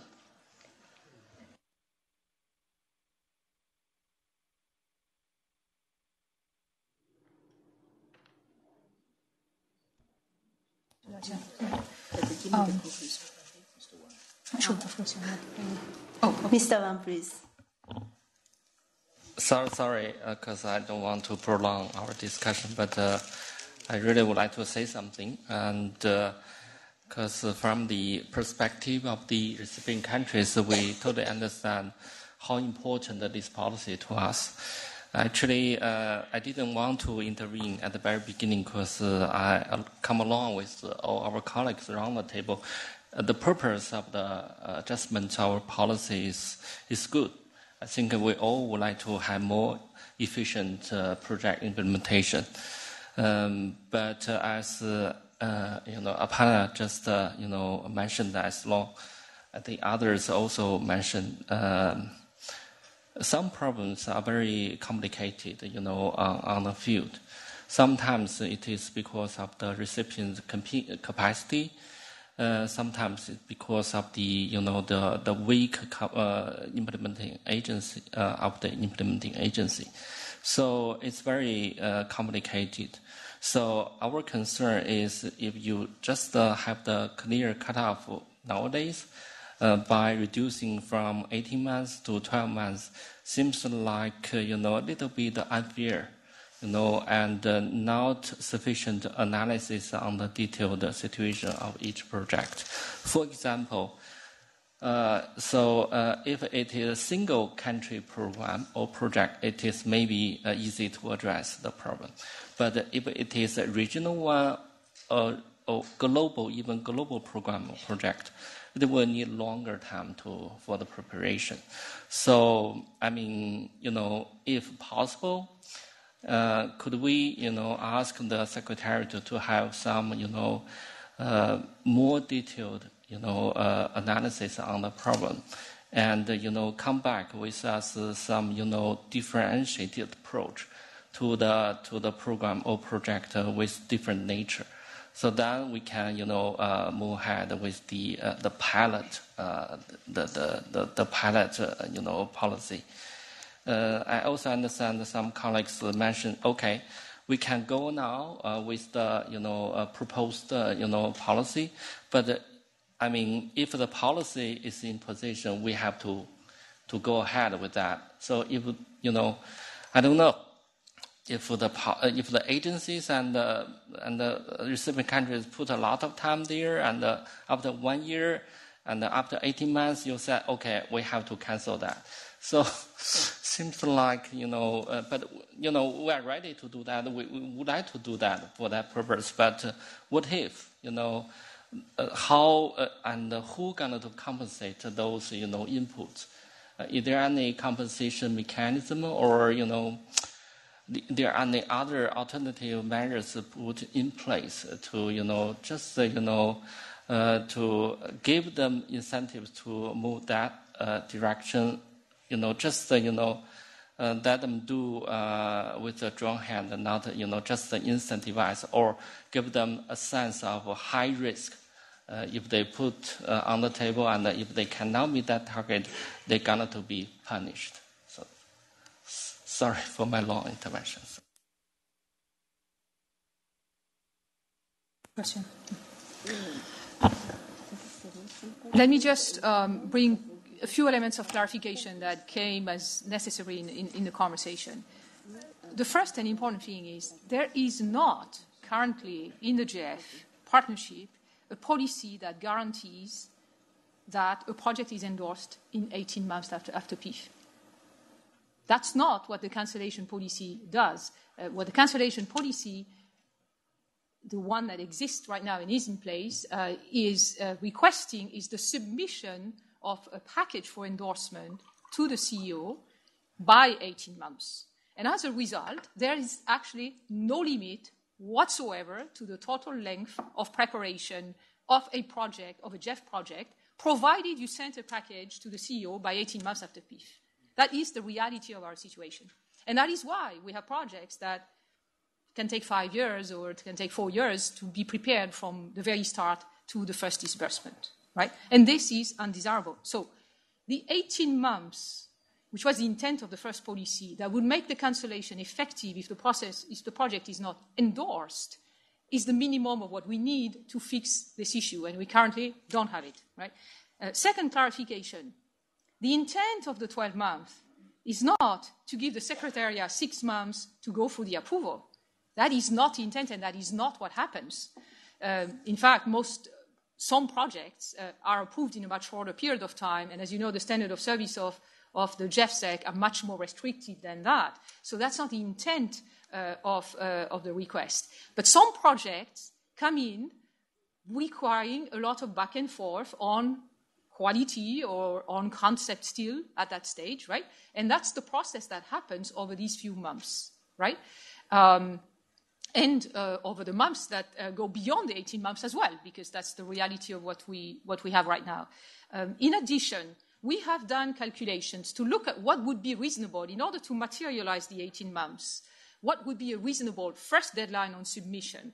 And we have found that for child projects, for instance, that have to come to Council 4 weeks before endorsement for review, and for which, of course, since reviews are solicited, time for adaptation to review is also required.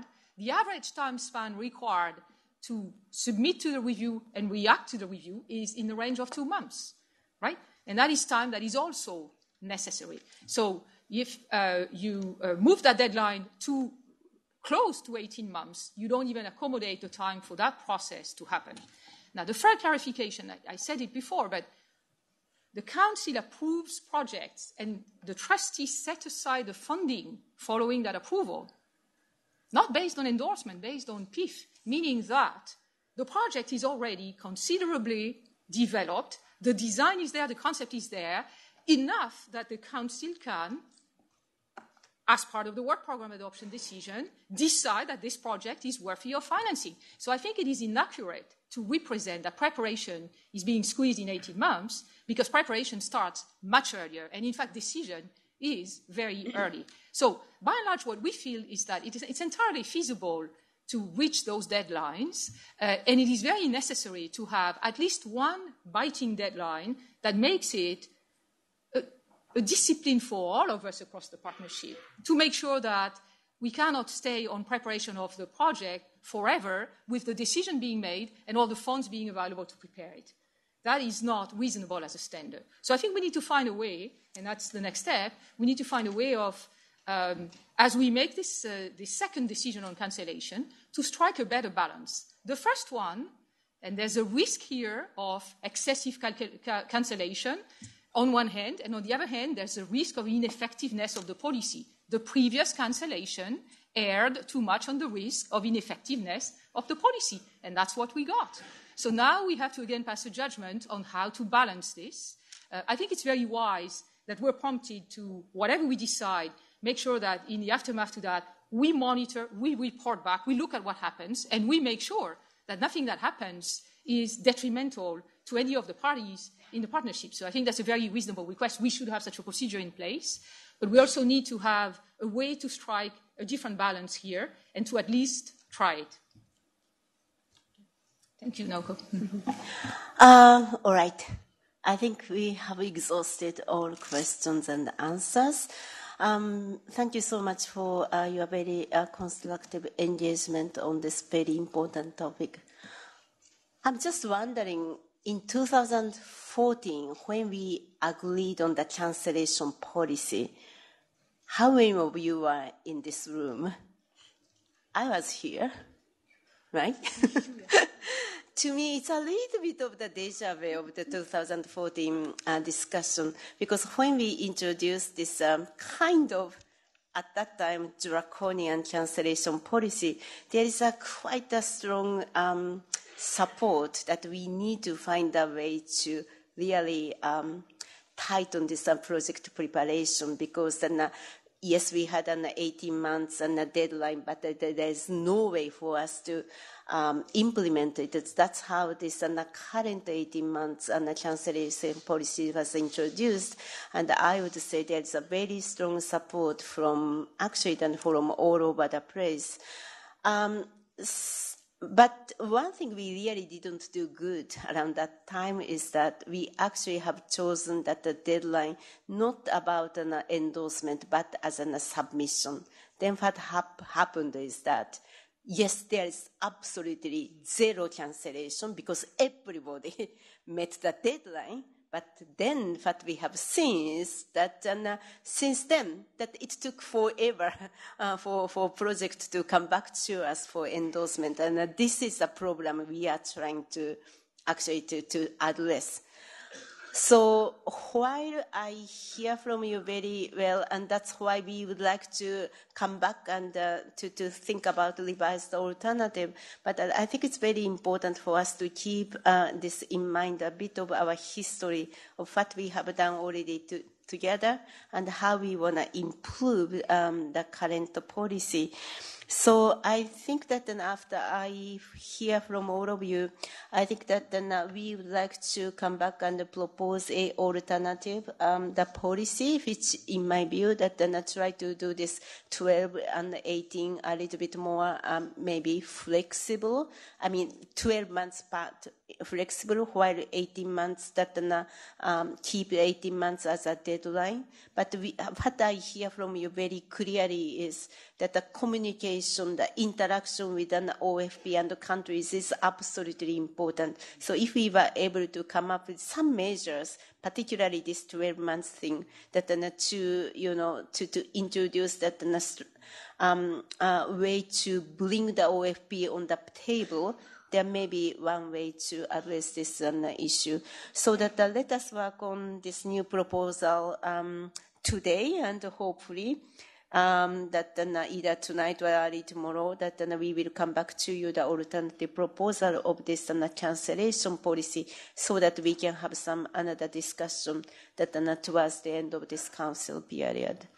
Is this agreeable? Thank you so much. So let us park on this important issue here, and let's go for lunch. And in the afternoon, we would like to start with this safeguard policy. William?